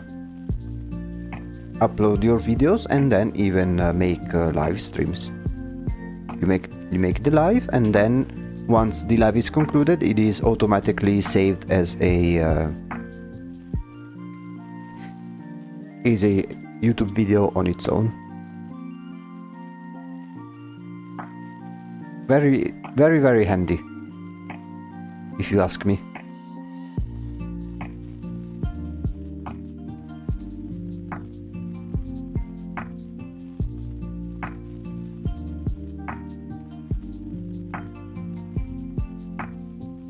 Hello, you appeared on my main page. Nice, cool art. Are these OCs? Yes. To be more precise, this is a smaller character of the world surrounding my OCs. Let me show you the other illustrations that we have done so far.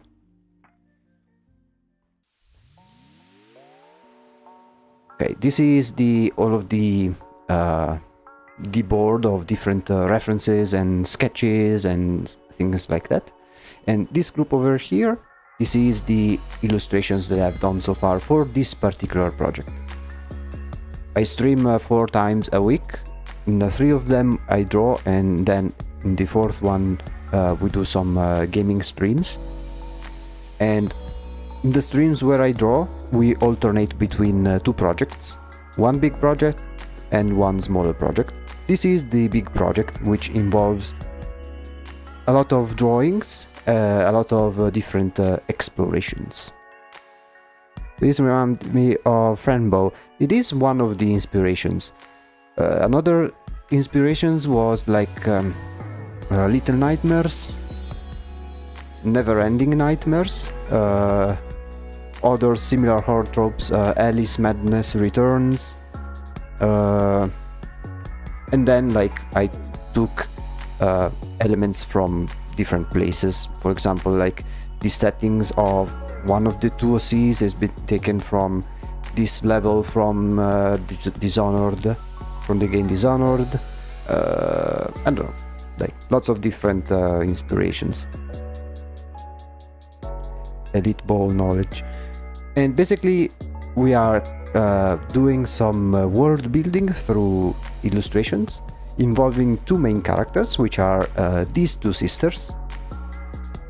The name of this one is Catherine, the name of this one is Dorothy. And the idea is that these 2 sisters are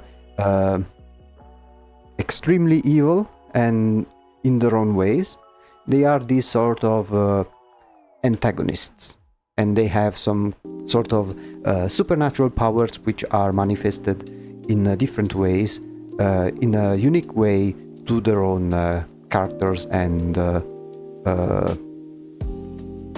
attitude, I would say, and personality. We started with these are the very first drawings that we've made for this project, in which we have established the theme of each one.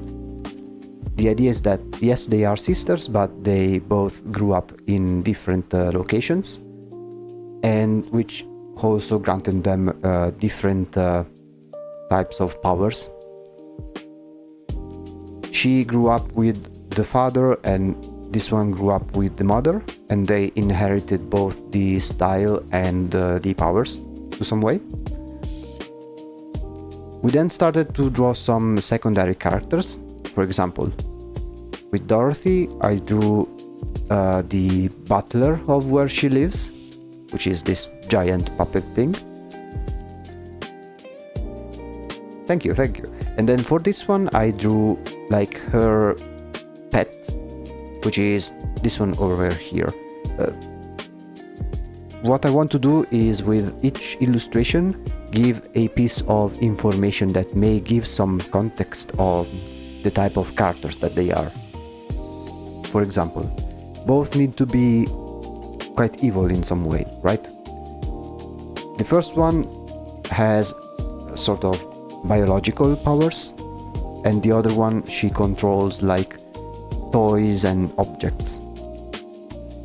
And for example, with this one, a way I wanted to show her how evil she is that since she manipulates like organic matter, she can have fun in creating pain to innocent animals and people. And one way that I wanted to showcase it is to make a drawing of her favorite pet, which is this poor dog who is in constant pain and anguish and has this clear growth, which is caused by her, because to her, like, he's her plaything, right? Whereas for this one, like, in terms of attitude and personality, I I'm imagining her being more openly sadistic, and this one being more of a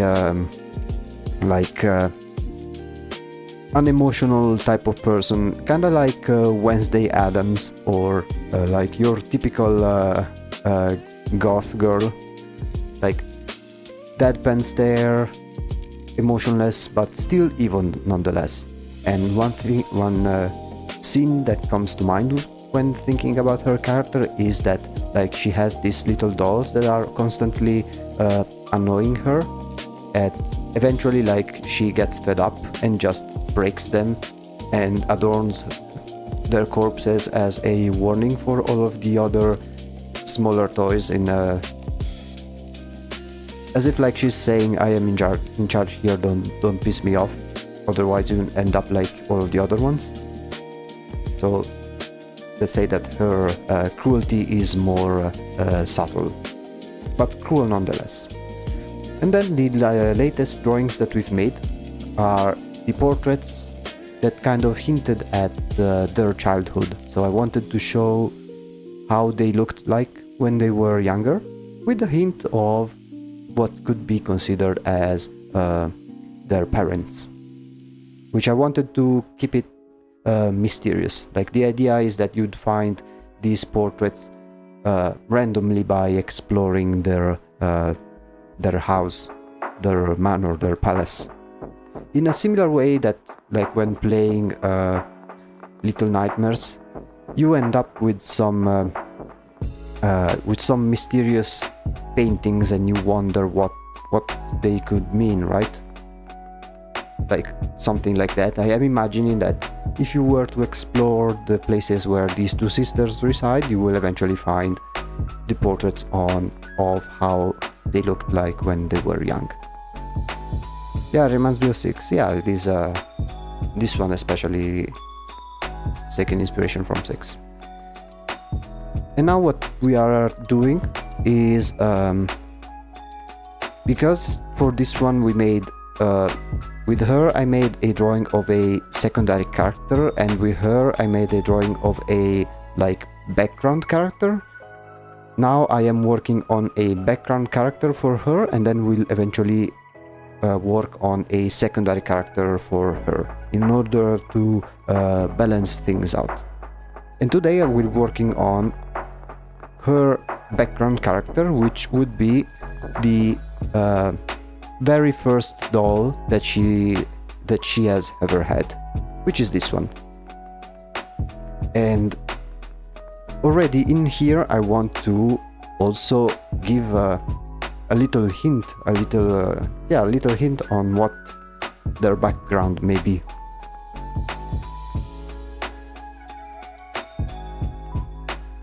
To sort of make the viewer a little bit curious, right? Like why does the first doll of this character look like this? Why is it like showing both her and her sister? Why is one version more fucked up than the other? Like I like to add some environmental storytelling in each illustration that keeps the viewer guessing in one way or another, if that makes sense.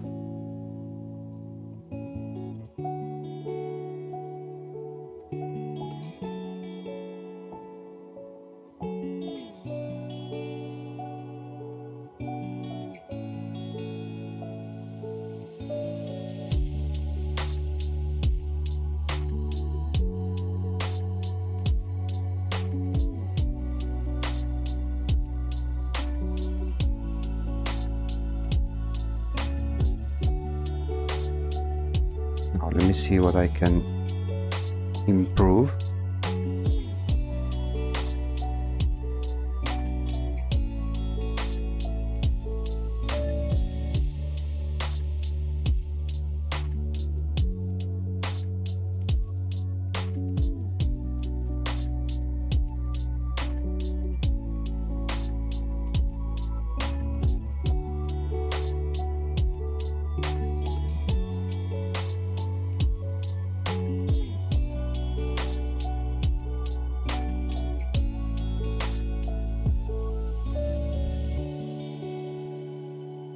Then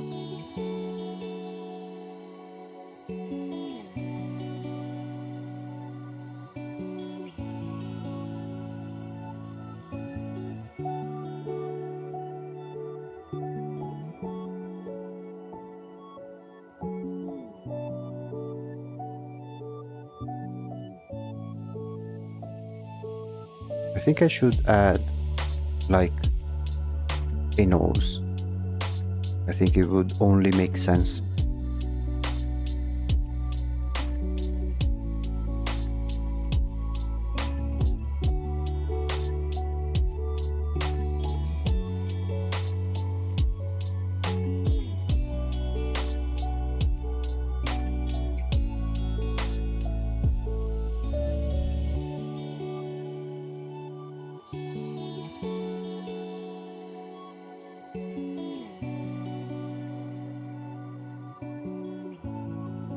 Maybe make it similar to the original. Let's see.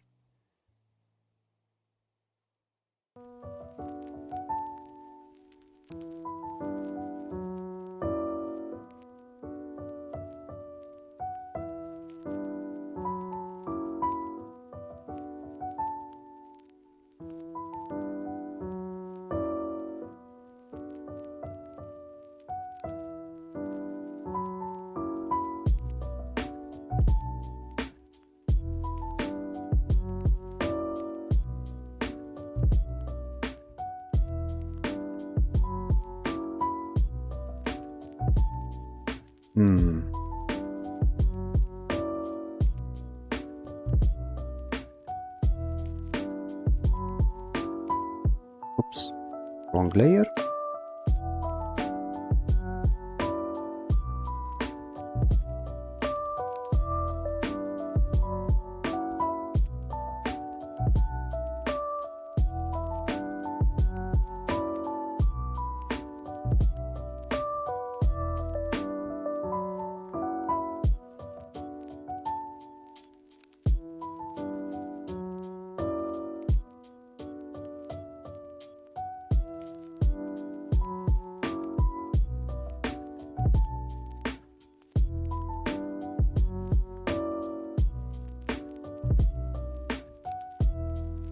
I'll try to continue as much as possible, but I think that soon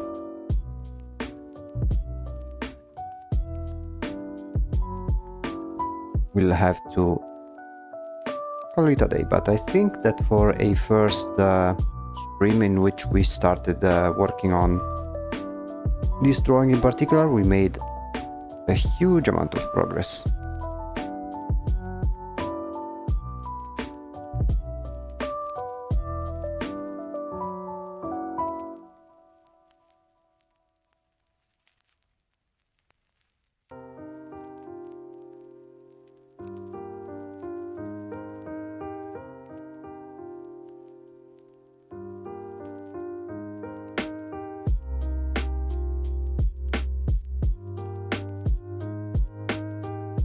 How can you draw cracks?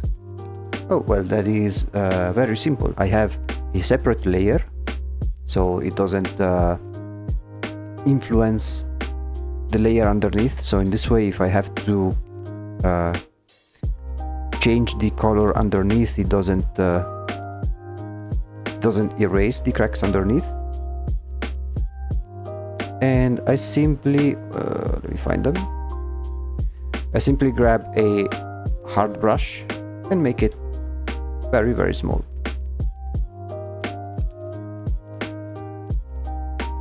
Of course, a very important thing is I have a reference of a cracked doll.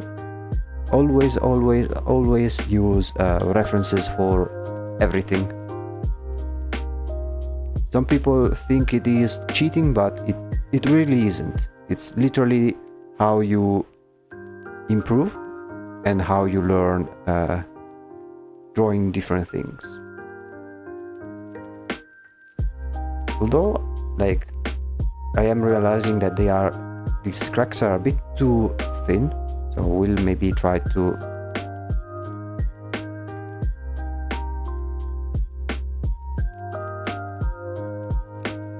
make them larger. We can always trim them down later in case they are a bit too much.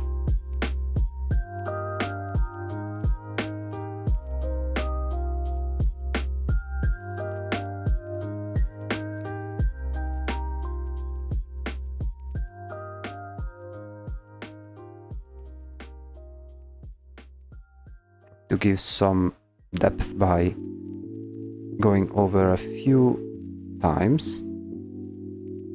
Maybe at the start of the crack it may be more pronounced, like thicker, and then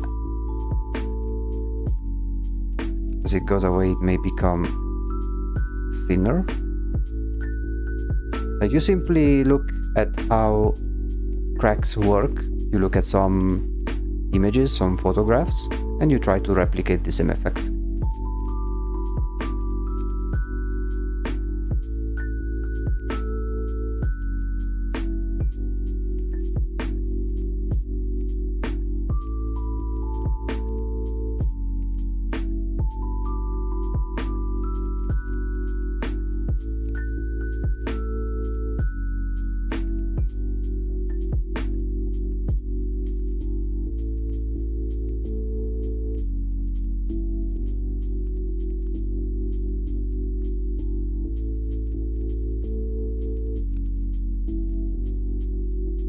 Very, very simple and straightforward.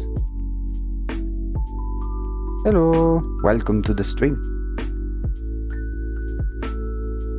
We started working on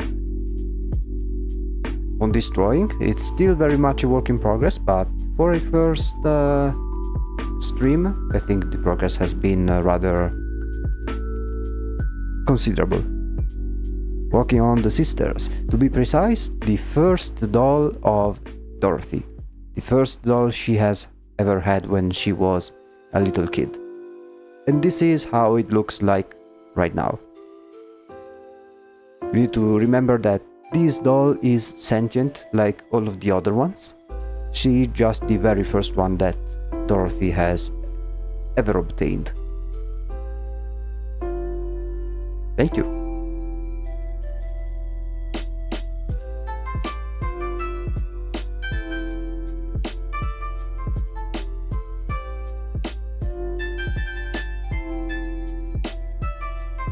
Now I'm working a little bit on some details, but eventually we'll polish everything else in due time. I think it may take a little while, but that's no problem for me. I still have plenty of time to work on this drawing.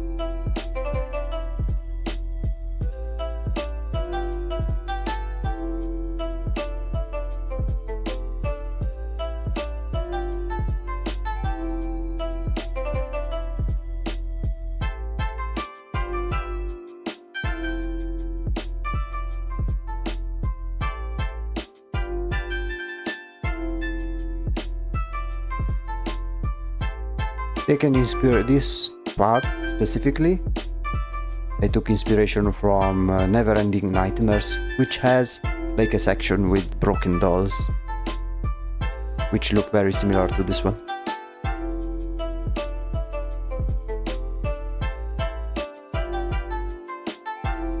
Are you taking a break from the robot project? Not necessarily. I am alternating between the two. So basically the streams are a stream on Monday, then there's Tuesday, then there's Wednesday, Thursday, Friday, Saturday, and then Sunday. The robot project will do it every Wednesday. So here we'll have the the robot project. Whereas for Mondays and Fridays we'll have the two sisters.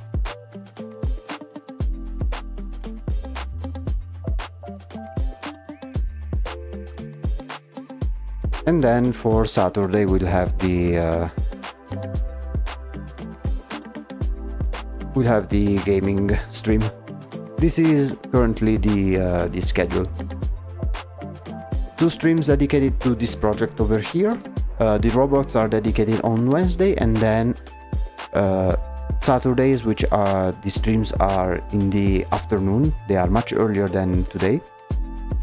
We'll do gaming stream in which this time we'll continue the game we've been playing, No, I'm Not a Human. For anyone who is interested, if you want to know exactly the hours in which I stream, you can check up the schedule, which is present on the description of both the YouTube and the Twitch channel.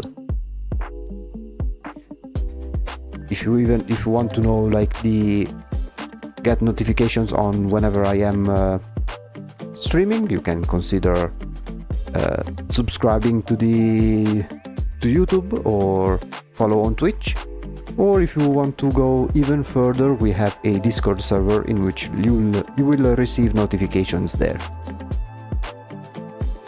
But yeah, so this is the schedule. Monday and Friday we'll work on this one. Wednesday we'll work on the robots, and then Saturday we play the game.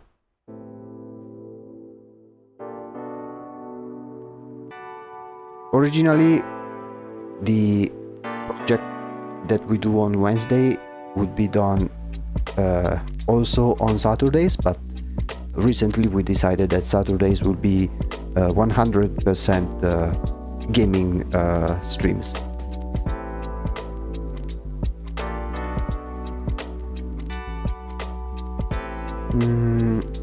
Okay.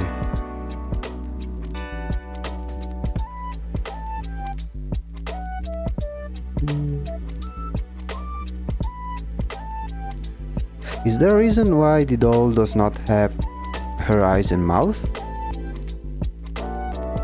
Yes, there is a reason. It will be more evident once I will develop more the rest of the drawing. It will be more visible. The idea is to have one half all ruined and maimed and half destroyed, and the other half kept intact. Like, the state of the side that's representing her sister will be ruined in the same way that the other dolls are ruined. Why is it that like that? I would like to leave it to your speculation.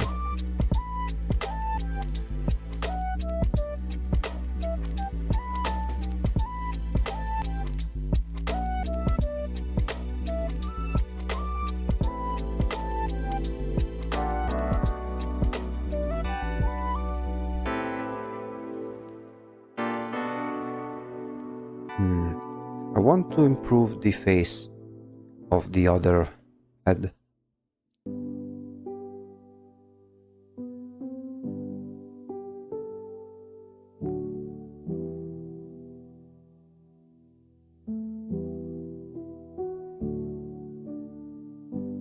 Oh, by the way, I finally had 6 hours sleep. Nice. That's a good start. Next time, aim for 8 hours. Usually, from what I know or what I've heard, 8 hours is the optimal amount of sleep needed. Like 7 to 8 hours in order to have function well.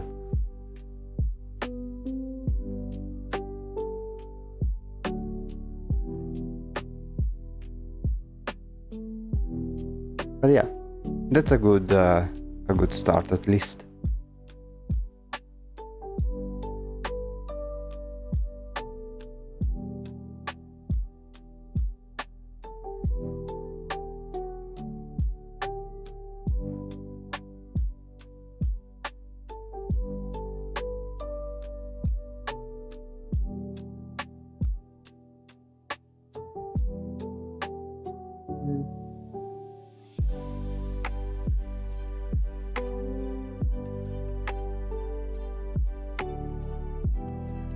That's nice.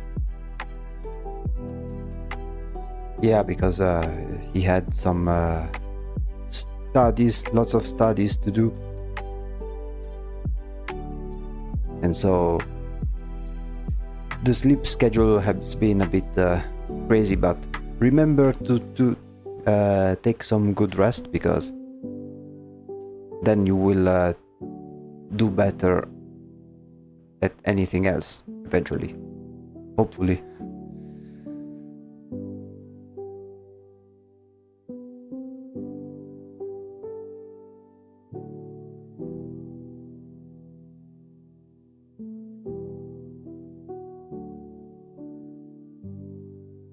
Like my brain tells me to go more detailed in terms of facial features, but I need to remind myself that these are dolls, and usually dolls have a much simpler look. Like I want to have these dolls be the more simplified versions, and not have like the realistic baby dolls that some may be familiar with.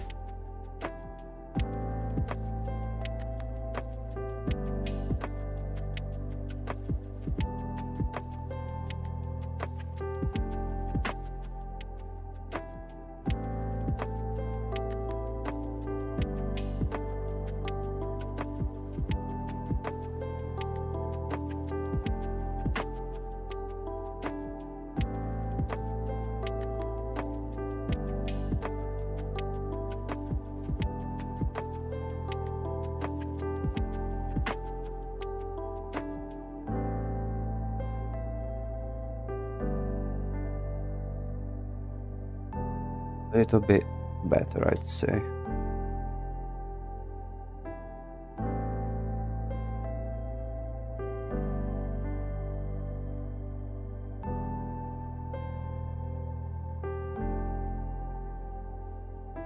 Maybe I don't know if the neck of these types of dolls is also has joints like this one. Let me see some examples. Doll joints. I think so, to some extent. I know some of them do not,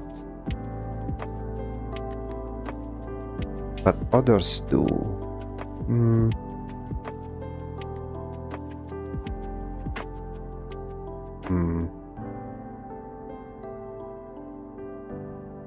I think I will leave it like this for now.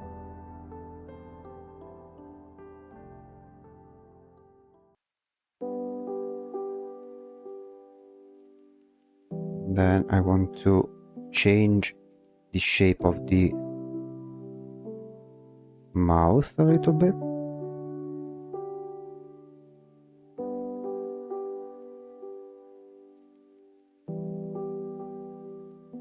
Let's remove it.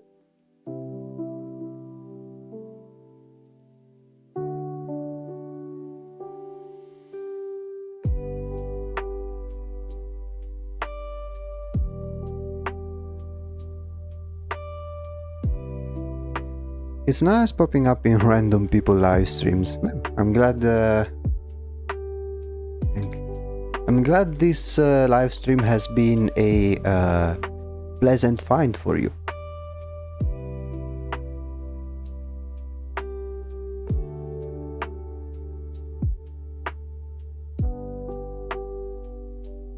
Okay, let me do something for the nose as well. It is nice. That's one of the things that I prefer of YouTube compared to Twitch, is that in Twitch, if you are not a big streamer, getting discovered is much harder. Whereas with YouTube, it happens to me as well that sometimes on the homepage you find streams of very small channels in order that will help promote them. That is a thing that I really appreciate.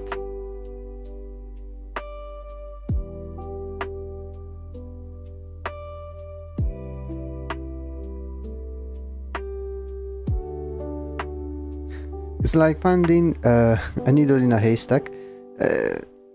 Kinda like if you mean on Twitch.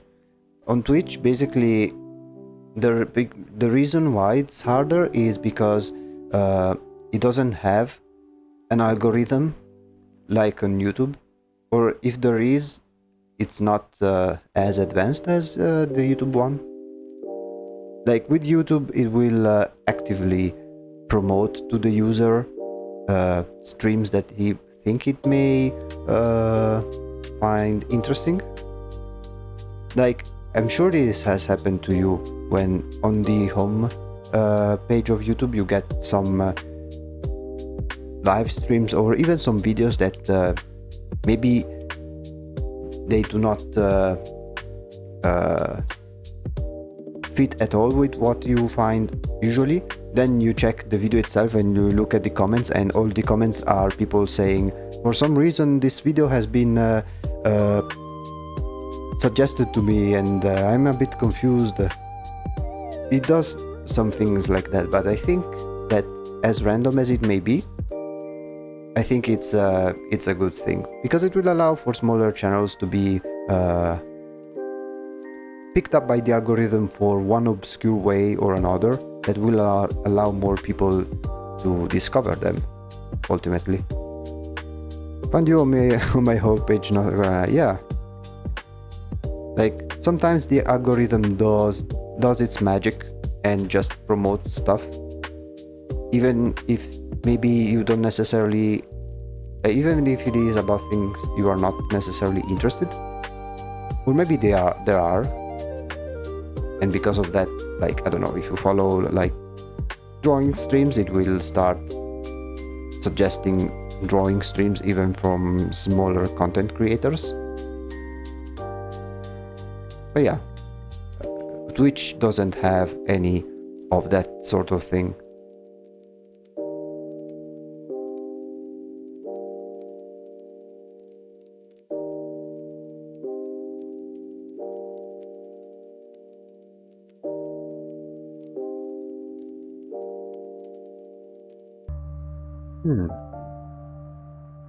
Okay, I mean, I think this can be a good stopping point for today. We made a huge amount of progress. We started with a very easy, simple sketch like this one, and now we finished the stream with something looking like this. We will eventually go back and maybe change a few things, because one thing that happens sometimes is that as I draw over the sketch, maybe some things that the sketch originally had may be lost. So it's always a good idea to sometimes go back to the sketch and see if we missed some things. Already wanted to ask about the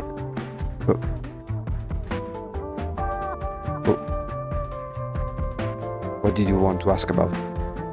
But yeah, so another thing that I like to do is every time make a snapshot of the drawing that we are making. So over time we'll have like a history of each step at the end of each stream, which will allow us to show the progress and have an idea on how much progress we've made between one session and the other. It's a good way to measure things. Of course, for this one we have just started, so it may take quite a few streams, in my opinion. Still a lot of things to work with, because not only we'll have to work on the clothing, then add more details, polish things out, but then we'll also need to add the background, because I made the sketch of the background, and we'll add it later on once we have the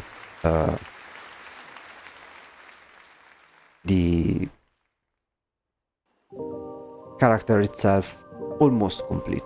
At one point we'll have to start doing some basic coloring for the background in order to balance with the colors of the character itself, but we'll do that in due time. As of now, I'm really happy with how the progress has gone so far.